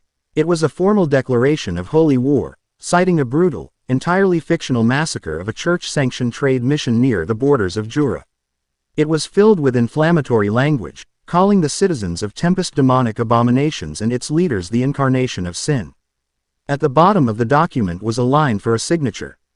Under the title, Field Intelligence Confirmation, Knight Liaison Lyra. The Cardinal requires your signature, the Paladin said, his voice leaving no room for argument. Your confirmation will legitimize the claim and galvanize the support of the Western nations. Lyra stared at the document. This was her choice. Sign it, and become a party to the slaughter of innocents. Refuse, and be executed as a heretic. Her hand trembled as she reached for the quill. The Paladin watched her, a smug look on his face. But her hand went past the quill. Her fingers, quick and sure, rushed against a stack of documents on the corner of the desk. The real intelligence reports, the secret communiques between Cardinal Reynald and the King of Falmouth, the detailed plans for the invasion. She looked up at the Paladin, her stormy eyes clear and resolved for the first time in weeks. She had found a new faith. Not in a distant, silent God, but in the simple, observable fact that good people, even monstrous ones, were worth saving. In a single, fluid motion, she grabbed the stack of incriminating documents, kicked the heavy desk into the Paladin's legs, and sprinted for the door. Alarms blared. Shouts echoed through the ancient stone halls. Lyra, Knight of the Western Holy Church, was now a deserter, a traitor, and a fugitive. And she was running for her life, carrying the only proof that could save the monsters she had once sworn to destroy. Chapter 7 End. Chapter 8. The Blood of Betrayal. The morning broke with the promise of a perfect day. Sunlight, crisp and golden, streamed into the valley, illuminating a city buzzing with life. In the central plaza, Shuna was leading a group of orc and goblin children in a weaving lesson, their small hands clumsy but eager as they worked the colorful threads. In the industrial district, the rhythmic clang of Kaijin's forge was a steady, powerful heartbeat for the growing nation. The air smelled of fresh-cut lumber, baking bread, and the rich, fertile earth of the Jura forest. It was the scent of peace. In the newly completed town hall, Rimuru, in his human form, was engaged in a lively negotiation with a trade envoy from the Kingdom of Bloomend. They were hammering out the final details of a lucrative agreement for Tempest's high-quality health potions. His new life as a national leader was challenging, but it was the kin of challenge Satoru Mikami would have dreamed of. Building something, creating prosperity, ensuring the well-being of his people. On the outskirts of the city, on the vast training fields, Naruto was overseeing an exercise with the Rasengan Guard. He watched as Gobta, surprisingly agile, led a team of hobgoblins in a mock battle against a squad of lizardmen, their tactics becoming sharper and more coordinated with each passing day. He felt a quiet, profound sense of satisfaction. This was it. This was the dream he had articulated on that quiet night, a place where everyone had a home to come back to. He allowed himself a small, genuine smile. It was the last smile he would have for a long, long time. The first sign of trouble was not a sound, but a feeling. A deep, resonant thrum that seemed to come from the sky itself. Then, one of his long-range clones, positioned miles to the west, sent a final, desperate burst of information before it was obliterated. Massive army, 10,000 strong, Falmouth and church banners side by side, 3 otherworlders, they have some kind of barrier. The connection went dead. At the same instant, the sky changed. A faint, shimmering film appeared high above, stretching from horizon to horizon. It rapidly descended, a vast, hemispherical dome of iridescent light that settled over the entire city and a wide swath of the surrounding forest. Rimuru, in the middle of shaking the envoy's hand, froze. A wave of nauseating weakness washed over him. His connection to his skills, normally instantaneous, felt sluggish, muted. The magicules in the air grew thin and inert. "What is this?" he muttered, stumbling back. "Great sage, analyze. Less than notice. A wide area barrier has been deployed. Analysis. A complex magical formula designed to weaken and suppress beings with high concentrations of magicules. All magical and skill-based movement abilities are sealed. Greater than. They were trapped." On the training field, Naruto felt the barrier descend like a physical weight. The vibrant natural energy he constantly drew upon for Sage Mode was choked off, the connection frayed and indistinct. His own chakra felt thick and heavy in his coils, like trying to run through deep mud. He could still use his power, but the cost, the sheer effort required, had multiplied tenfold. "To arms!" he roared, his voice cutting through the sudden confusion. "This is not a drill. All units to defensive positions. Protect the civilians. Go." The attack came moments later. Not a subtle infiltration, but a brutal, overwhelming wave of steel and hostile magic. The army of Falmouth, 10,000 strong, swarmed out of the forest, their advance supported by heavily armored knights of the Western Holy Church. They moved with a chilling efficiency, their target not conquest, but slaughter. The battle for Rimuru City had begun. Geld and his orcs, who had been working on the city's outer walls, became the first line of defense. Without time to retrieve their weapons, they became a living shield. Their immense bodies absorbing the first volley of arrows and fireballs. Geld, roaring in fury, grabbed a massive log and used it as a club, sweeping dozens of soldiers aside with every swing. But their bravery was met with overwhelming, specialized force. 3 figures leapt over the Falmouth lines. The Otherworlders. Shogo Taguchi, a belligerent young man who screamed with manic glee as his unique skill. Berserker, turned him into an unstoppable juggernaut of destruction. Kiyoya Tachibana, a cold, cruel swordsman whose severer skill could cut through not just flesh and steel, but the very magic that held monsters together. And Karara Mizutani, a young woman whose bewitcher skill could bend the minds of those who looked at her, turning friend against friend. Kiyoya's blade flashed. He didn't cut the orcs. He cut their connection to the earth, their feet slipping on reality itself. Shogo then crashed into their disordered lines, his fists pulverizing everything they touched. The orcs, mighty and tireless, were slaughtered. From the city, Benimaru led the Kijin in a desperate counter-charge. His black flames, normally capable of incinerating battalions, were reduced to flickering embers by the barrier's oppressive aura. He was forced into a grinding, sword-on-sword melee against a squad of elite holy knights, their own blades glowing with holy energy that seared his demonic flesh. The battle devolved into 100 points of desperate, chaotic conflict. The city that had been a symbol of peace was transformed into a charnel house. Naruto was a golden-red whirlwind of fury. The barrier strained against his power, but it could not contain it entirely. He tapped into Kurama's chakra, letting the raw, hateful energy mix with his sage mode, a desperate gambit to overcome the suppression. A red-gold aura of bubbling power enveloped him. He moved through the enemy ranks, a blur of motion, each strike of his kunai, each kick, each punch, sending soldiers flying. But they knew he was the main threat. Metatron's plan was unfolding perfectly. The Holy Knights, disciplined and fearless, swarmed him. They didn't try to defeat him. They just tried to delay him. They threw themselves in his path, creating a wall of bodies, their holy magic flaring to further disrupt his chakra. For every 10 he cut down, 20 more took their place. He was being deliberately, strategically bogged down. He felt a surge of targeted malice from the center of the city. The Otherworlders. They were ignoring the main battle, pushing past the Kijin, their objective clear, the town hall. Where the non-combatants were being sheltered. And guarding them, was Shion. Shion, he roared, a shockwave of pure killing intent erupting from him that caused the knights around him to hesitate for a fatal second. He exploded forward, carving a bloody path through the enemy army, his mind screaming. Not again. I won't be too late again. Shion stood before the doors of the Great Hall. Her massive club held in a two-handed grip. Behind her, she could hear the terrified cries of the children. Her job, given to her by Rimuru-sama himself, was to be his secretary, his bodyguard. Today, she was the final shield for the innocent. She saw the 3 Otherworlders approach, their faces twisted in arrogant, cruel smiles. Look at this one, Shogo sneered, cracking his knuckles.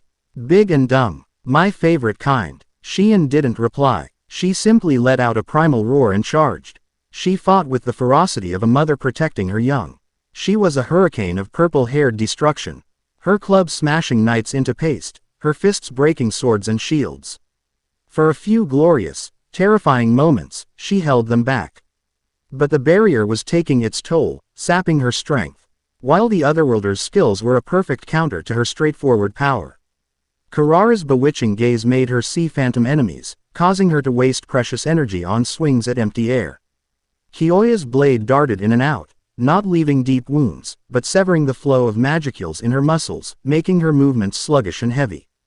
Then Shogo struck, his berserker rage focused into a single, devastating punch that shattered her guard and sent her staggering back, blood pouring from her mouth.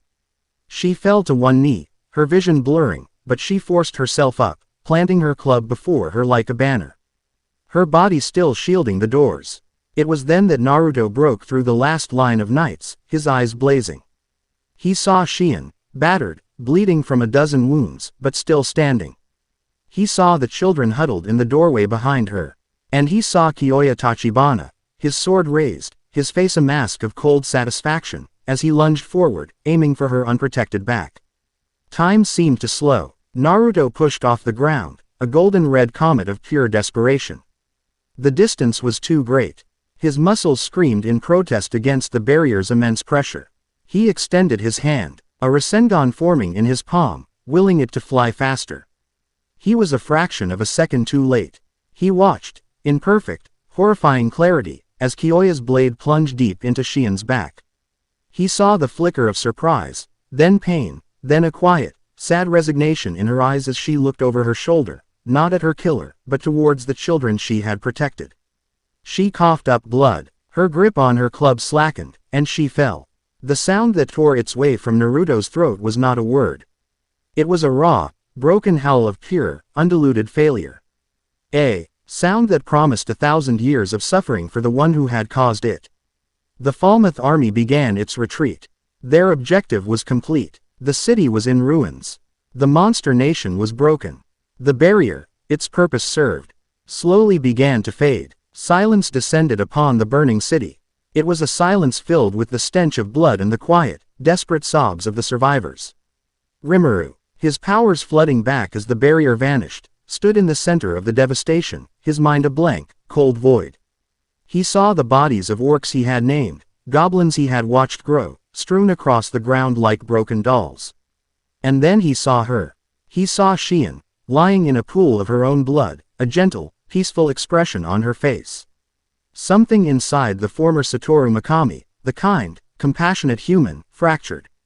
All the warmth in his soul was sucked into a black hole of grief, leaving only a cold, silent, and absolute rage. Naruto was kneeling beside Shien's body. He reached out a trembling hand, but couldn't bring himself to touch her.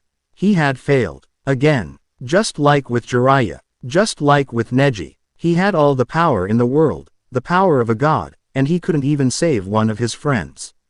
The self-loathing was a physical entity, a venomous serpent coiling in his gut, choking him.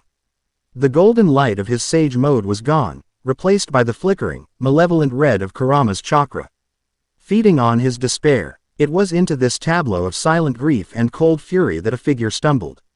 A young woman, her silver hair matted with blood and dirt, her armor rent and broken. Lyra collapsed to her knees before the two leaders, her breath coming in ragged gasps. She had been fighting her way across the country for days, hunted by her former comrades. With the last of her strength, she pushed a bundle of oilskin-wrapped documents into Rimuru's unresisting hands. Falmouth. They were just the pawns, she gasped, her voice raw. It was the church, following the orders of a being they call Metatron. This was all a lie. A manufactured holy war, to erase you. The documents held it all. The secret orders, the fabricated reports, the proof of the divine conspiracy. The information didn't quench Rimuru's rage. It gave it a target. It honed his grief into the sharp, deadly point of a spear. He stood up, his small form radiating an aura of such immense cold pressure that the very air seemed to freeze. He looked at the bodies of his people. He looked at Shien. He looked at Naruto, who was still kneeling, lost in his own private hell. I am going to become a demon lord, Rimuru announced, his voice quiet, flat, and utterly terrifying. It was not a boast. It was a statement of fact. Naruto looked up. The grief in his eyes was still there, but He was now being burned away by a fire that was just as cold and just as absolute as Rimuru's. His eyes, no longer just blue, now glowed with a dangerous, swirling mixture of the sage's gold and the Kyuubi's red. He rose to his feet and placed a hand on Rimuru's shoulder. He said nothing. He didn't need to. The silent gesture was an unbreakable vow. A promise of shared vengeance. They would do this together. The gods of this world had declared war. The two anomalies of Tempest were about to answer. Chapter 8 End. Chapter 9. Ascension and Reckoning. The day after the slaughter was unnervingly quiet. The smoke had cleared, revealing the full, brutal scope of the devastation. The once bustling streets of Rimuru City were now littered with the bodies of its citizens and the rubble of their homes. The survivors moved through the ruins like ghosts, their expressions hollow, their movements slow and heavy with grief. There were no loud wails of mourning, only a profound, crushing silence as they collected their dead, wrapping them in clean white cloths. Rimuru was a pillar of ice in the center of the cold reality. All the warmth and affable charm of Satoru Mikami had been burned away, leaving behind the cold, hard core of a king who had failed his people. He issued orders, his voice flat and devoid of emotion, organizing the survivors, assessing the damage, and imprisoning the few hundred Falmouth soldiers who had been captured during the initial chaos. Naruto was a different kind of silence. He was a tightly coiled spring of rage and purpose. The crushing self-loathing was still there, a cold stone in his gut. But he had walled it off. There would be time for grief later. Now was the time for war. He moved with a chilling, predatory grace, his shadow clones reinforcing the city's perimeter, setting traps, and establishing a new, ruthless standard of security. The easy, welcoming peace of the Jura Tempest Federation was over. From this day forward, it would be a fortress. That evening, the leaders gathered in the half-destroyed town hall. The air was thick with a grim resolve. Rimuru, standing before them, laid out the situation with brutal clarity. Great Sage has confirmed it. His telepathic voice was sharp, like chipping ice. To evolve into a true demon lord, I require the souls of 10,000 human beings. Once the evolution is complete, it may be possible to resurrect Shien and the others who fell. But there is a time limit. If their souls dissipate from their bodies, they will be lost forever. A heavy silence fell over the room. 10,000 souls. The price was a massacre. Rigard, his face pale, spoke first. My lord, to kill so many, it is what they did to us.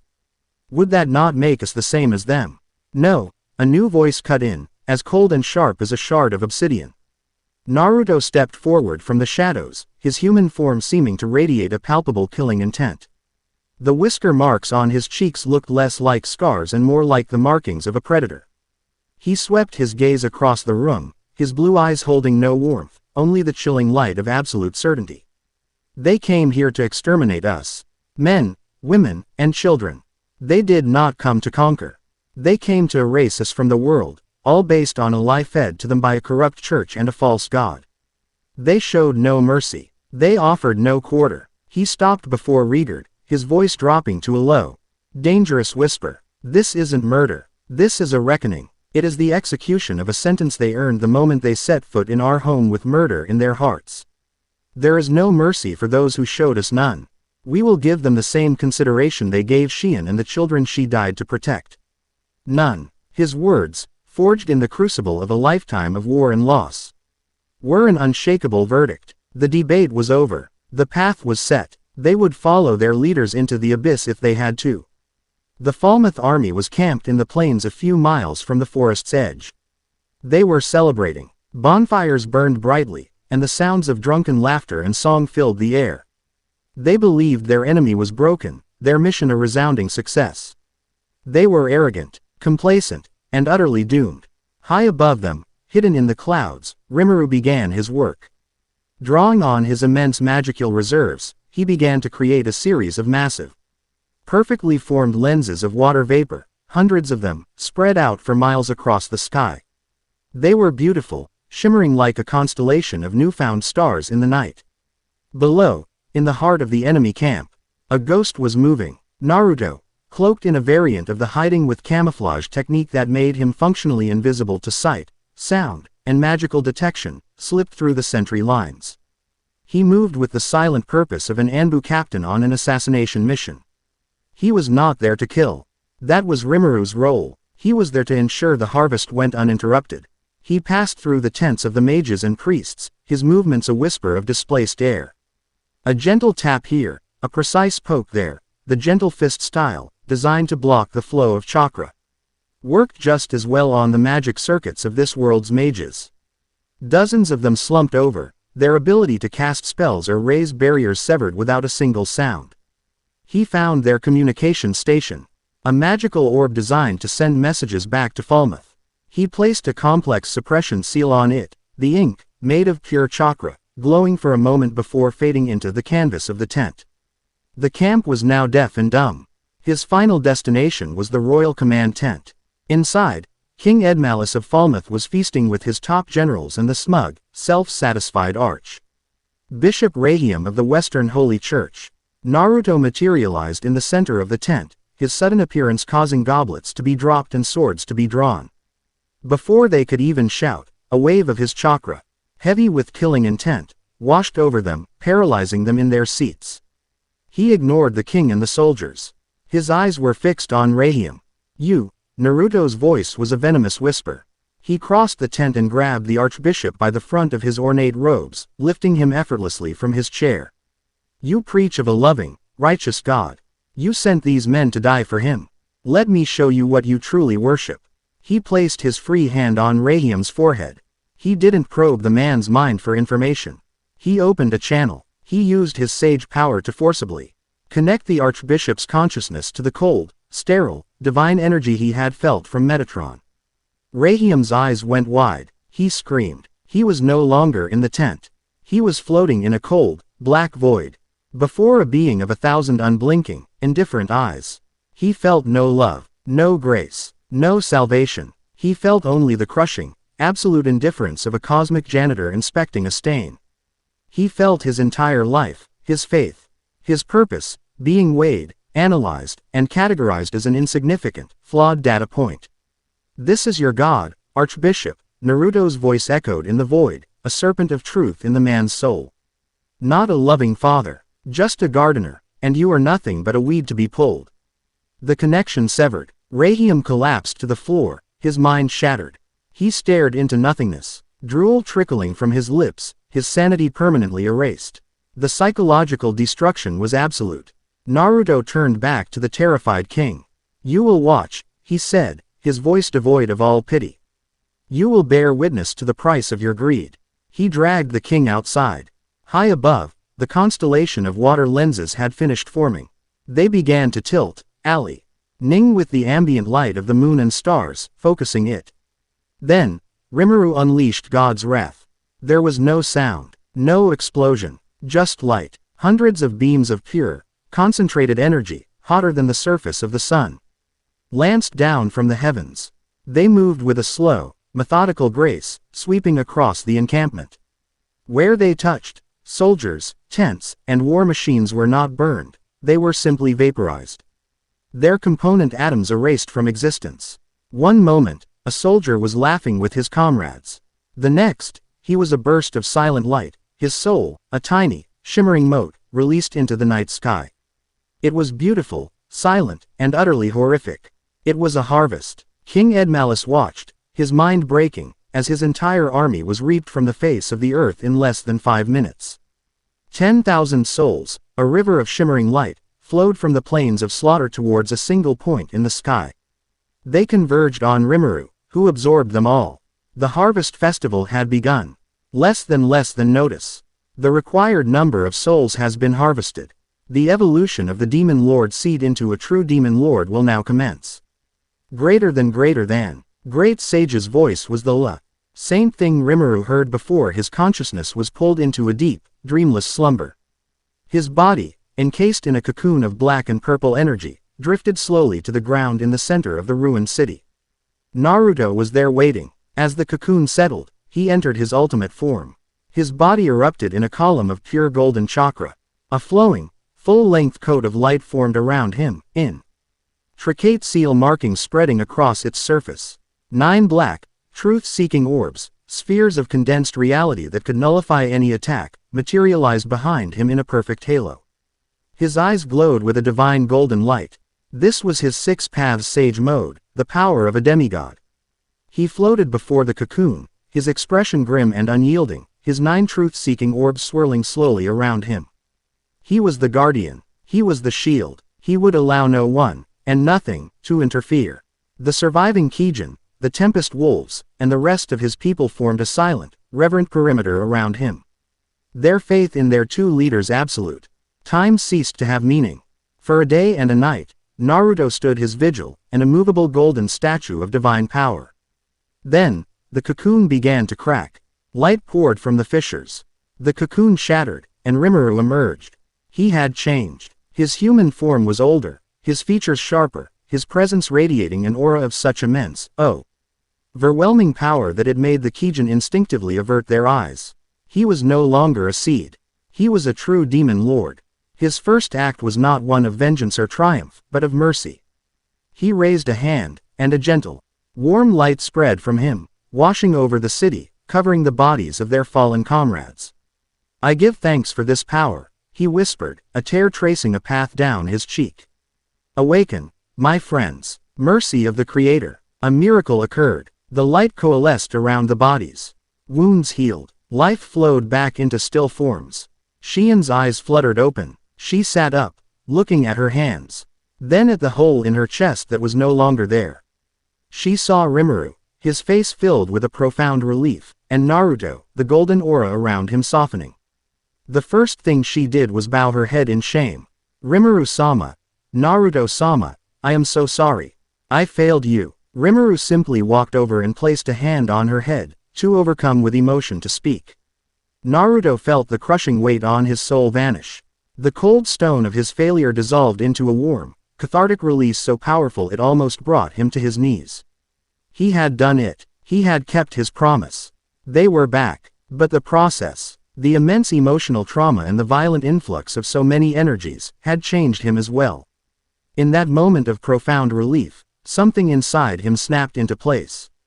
The foreign chakra of his old world, the powerful natural energy of this new one, and the dense magicules he had been passively absorbing all this time, they reached a critical point. They violently, cataclysmically, fused. A wave of power, neither chakra nor magicule but something new, erupted from him. His golden six paths sage mode integrated itself permanently into his being. He was no longer a visitor using a foreign power. His very soul had been rewritten, reforged into a perfect hybrid of two realities. He was not a demon lord, but something else. A sage spirit, a being that walked the Azor's edge between the mortal and the divine, belonging to both worlds, and neither. His aura became a tangible, comforting presence, a permanent fixture of his existence. Just as the joyous, cheerful reunions began, a new presence appeared. A bat-winged demoness in a gothic dress materialized in the center of the plaza, an invitation held in her hand. She bowed deeply, her eyes wide with a mixture of fear and awe at the two beings of immense power before her. A message, for the new demon lord of Jura, she said, her voice trembling slightly. My master, the demon lord Guy Crimson, calls for a Walpurgis. A banquet of demon lords. Your presence is required. It was a summons, a challenge. Go to their banquet, prove his worthiness to sit among them, or be branded a pretender and be hunted down. Rimuru looked at the invitation, then at his resurrected people, then at Naruto. His expression was calm, confident, and as hard as diamond. He was no longer a slime who had stumbled into power. He was a king. He took the invitation. We accept. He would not go alone. Naruto stood beside him, his new, divine aura a silent, unshakable promise. They were not going to a banquet simply to claim a seat at the table. They were going to deliver a message to the most powerful beings in the world, and through them, to the heavens. The game had changed, and they were now ready to play. Chapter 9 End. Chapter 10. The God in the Machine. The preparations for Walpurgis were conducted with a somber, focused intensity. The city of Rimuru was a flurry of reconstruction, but the mood was different now. The easygoing optimism had been replaced by a hard-edged resolve. Every citizen, from the smallest goblin to the mightiest Kijin, now understood the fragility of their peace and the nature of the enemies who lurked beyond their borders. Rimuru's ascension had sent a ripple of power cascading down through the naming hierarchy. All of his subordinates were stronger. Shion, her loyalty now tempe, red from fierce devotion into an unbreakable, diamond-hard conviction, radiated an aura that was both terrifying and reassuring. Benimaru's flames burned with a new, controlled intensity. Soei's shadows seemed deeper, more absolute. They had all been reborn from the ashes of their defeat, stronger and more united than ever. In the central hall, Rimuru stood before his assembled executives. He was selecting his retinue for the Demon Lord's banquet. Shion, you will accompany me, he declared. Her presence was a statement. It showed the world that he possessed the power not only to take life on a massive scale, but to grant it as well. Shion knelt, her expression one of profound, solemn gratitude. Ranga will come as well, hidden in my shadow. All eyes then turned to Naruto. As an equal partner in the founding of their nation, his role was undefined by the master-subordinate bonds that governed the rest of them. I'm going with you, Naruto stated simply. It was not a request. Not as a subordinate, but as your ally. Let them see that Tempest is not the domain of a single ruler, but a power forged by a union. It's a better political statement. Rimuru nodded, a flicker of the old, easy camaraderie passing between them. Wouldn't have it any other way. Their departure was a quiet affair. They gathered at the edge of the city, where the demoness envoy, Romulus' subordinate, waited to guide them. As she opened the shimmering portal to the alternate dimension where the banquet was held, Rimuru and Naruto shared a final look. They had arrived in this world as a lost slime and a lonely spirit in a dark cave. Now, they were stepping onto the world stage as a true demon lord and a sage spirit, their names already spoken in hushed, fearful whispers across the continent. The time for hiding was over. The space between dimensions was a kaleidoscope of color and non-Euclidean geometry. When they stepped through the final gate, they found themselves in a place of impossible grandeur. It was a vast, circular chamber that seemed to float in a starlit void, a massive, ornate round table at its center. Around it were 10 high-backed thrones, most of which were already occupied by beings of immense, terrifying power. Naruto's sage senses went into overdrive. He could feel the lazy, overwhelming pressure of a crimson-haired man with amused, ancient eyes, Guy Crimson. The explosive, sun-like energy of a small, pink-haired girl who was currently chasing a butterfly, Milam Nava. The cold, sharp light of a blonde, beautiful man who looked upon them with utter disinterest, Leon Cromwell. Each one was a natural disaster in humanoid form. Their arrival silenced the room. A new true demon lord was a rare event. But it was Naruto's presence that truly drew their focus. While Rimuru's aura was that of a powerful demon lord, vast and deep, it was a power they could understand, a power that followed the rules of their world. Naruto was a walking paradox. His power had no signature they could recognize. It was utterly alien, a calm, golden ocean of energy that felt both gentle and infinitely deep. It had no malice, yet it felt more dangerous than any demonic aura in the room. Guy Crimson's amused smile widened, his crimson eyes locking onto Naruto with a predatory curiosity. Well now, he purred, his voice resonating through the chamber. What have we here? A new demon lord, and his pet. He's quite the anomaly, isn't he? Before anyone could react, the final guest arrived. The demon lord Clayman, his face a mask of smug arrogance, teleported into the room, followed by his brainwashed puppet. The former demon lord Frey. He took his seat, his eyes immediately falling on Rimuru with a look of undisguised contempt. So, the upstart slime has arrived, Clayman sneered, his voice oily. I am glad you are all here to bear witness. I, Clayman, have called this Walpurgis to pass judgment on this traitor, this pretender who has broken the sacred laws of the demon lords and calls himself one of us. The trial had begun. Clayman launched into a theatrical, well-rehearsed tirade. He accused Rimuru of manipulating the Orc Lord for his own gain, of conspiring with the humans of Falmouth, of murdering the noble Majin Gelmut. He brought forth witnesses, mind-controlled puppets who recited fabricated testimonies. It was a web of lies, but a convincing one for those who wanted to believe it. Rimuru listened, his expression impassive. While Clayman ranted, he was having a very different conversation. Less than analysis complete, greater than the calm, evolved voice of his ultimate skill, Raphael, echoed in his mind. Less than Clayman's entire argument is based on 3 false premises and 27 logical fallacies. Probabilities of swaying the neutral demon lords: Leon Cromwell, 12%. Dagruel, 21%. Ramirez, 85%. But her vote is irrelevant. The key is Guy Crimson. Probability of convincing him with pure logic, 4.8%. Greater than. What about with proof? Rimuru asked. Less than with verifiable proof, the probability of success rises to 93.6%. Greater than. While Rimuru and Raphael prepared their counter-argument, Naruto stood silently behind Rimuru's throne. He did not speak. He did not move. He simply watched Clayman, his golden aura a steady, unwavering presence. The other demon lords could feel it, a calm pressure that belied an infinite capacity for violence. Milim stopped chasing her butterfly and watched Naruto, her head cocked with a strange intensity. Guy Crimson's smile never faltered, but his eyes never left Naruto either. The unspoken message was clear to everyone in the room: there will be no violence here. Unless I decide there will be. When Clayman finished his presentation, a smug, expectant look on his face, Rimuru finally spoke. Are you done? He asked, his voice calm. And then, with Raphael's flawless logic as his weapon, he began to dissect Clayman's case, piece by piece. He presented the testimony of the lizardmen.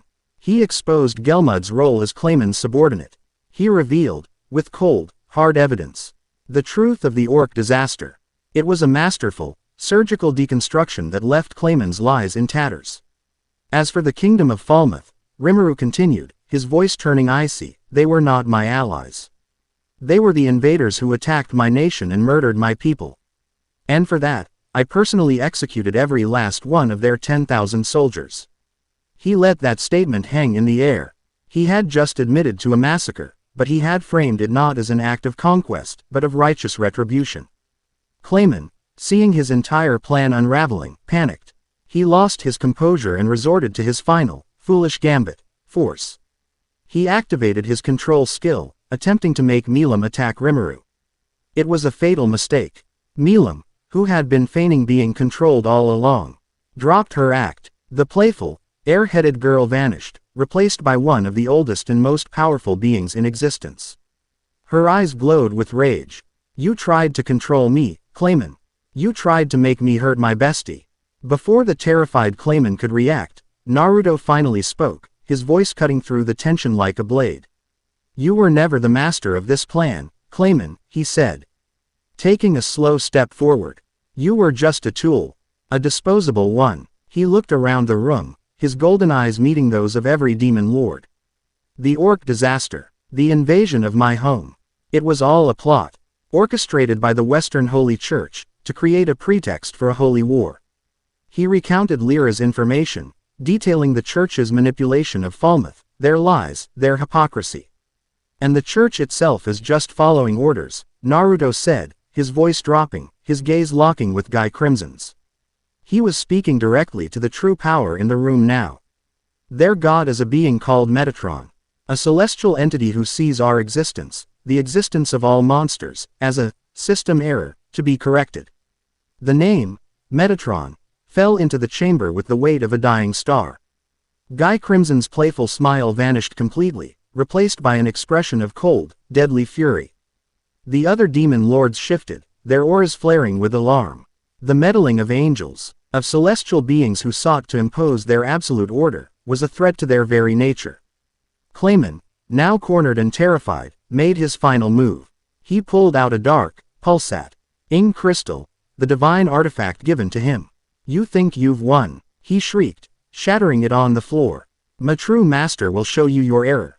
A crack in reality formed where the crystal had shattered.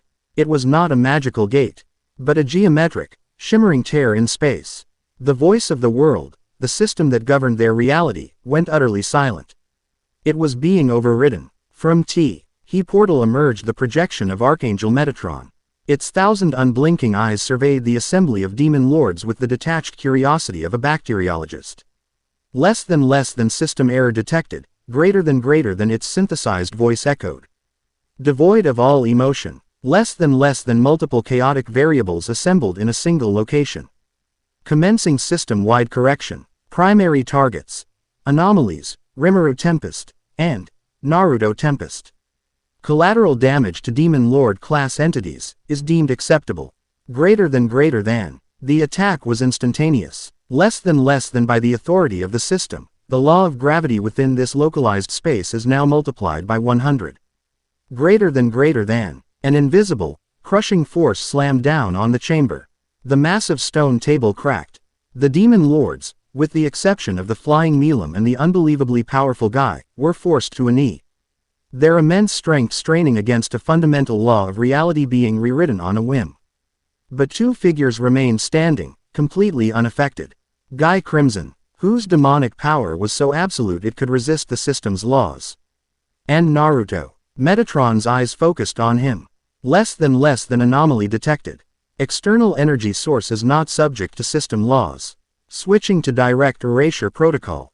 Greater than. A beam of pure, white light, a command to unexist, shot from Metatron towards Naruto. Naruto didn't move, he simply raised a hand, and one of his 9 truth-seeking orbs floated forward. Intercepting the beam, the orb, a sphere of perfect void that nullified all things, simply absorbed the erasure beam, vanishing along with it. Your rules don't apply to me, Naruto said, his golden 6-paths sage mode flaring to life. And your authority ends here. The battle that followed defied all logic. Metatron was not a physical being, it was a living law. It didn't cast spells, it issued commands. Less than combustion is now impossible within this space.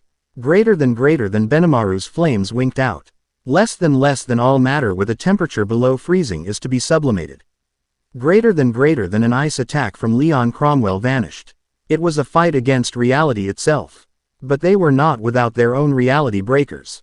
Rimuru's mind, accelerated by Raphael, worked at speeds that made light seem slow. Less than countering command. Proposing a localized exception to the law of combustion within a 5-meter radius of target, Benimaru. Greater than Benimaru's flames roared back to life. Milam, her eyes blazing, attacked with a Drago Buster. A blast of pure energy so immense it tore at the fabric of the pocket dimension itself. Guy Crimson became a being of pure darkness, his attacks not hitting Metatron, but the space around it. Trying to unmake the very ground upon which the system's authority stood. And in the center of it all was Naruto. He was the anchor, the only one whose power was completely outside the system. He moved, a golden comet, his truth-seeking orbs acting as absolute shields and irresistible weapons. He was the only one who could directly, physically, interact with the angel's projection. He formed a Rasenshuriken, not of wind, but of pure sage energy mixed with the truth-seeking void. A weapon that didn't cut, but erased. He threw it. The attack tore across the chamber, a screaming vortex of nothingness. Metatron, for the first time, took a defensive measure, its wings of light folding around it. The Rasenshuriken struck, and for a moment, there was only a silent, all-consuming sphere of black. The projection of Metatron reeled back, flickering like a faulty image. It had been damaged. Less than threat level of anomalies exceeds projections, greater than its synthesized voice crackled with static. Less than recalculating, withdrawing to prevent data corruption. Greater than, with a final shriek of tearing reality, the projection shattered into a million motes of light, and the portal snapped shut behind it. Silence. The crushing gravity vanished. The chamber was in ruins. Clayman, his master gone, was left a whimpering, pathetic mess, who was promptly and permanently dealt with by a still furious Milim. The remaining demon lords, Guy, Milim, Leon, Ramirez, Dagruel, looked at the two beings standing in the center of the wreckage. They had faced down a god, a being that held authority over their very existence, and had forced it to retreat. Guy Crimson began to laugh, a deep, rumbling sound. "Well," he said, his playful smirk returning, "that was the most interesting Walpurgis I've attended in 1,000 years. I believe congratulations are in order, Rimuru Tempest. You've more than earned your place at this table." Rimuru, now calm and collected, nodded his thanks. He and Naruto stood together, looking at the assembled demon lords. Their new, and very reluctant, allies. They had survived. They had claimed their place. They had looked God in the eye and refused to blink. The war for the Jura Tempest Federation was over. But the war against the heavens had just begun. Chapter 10 End.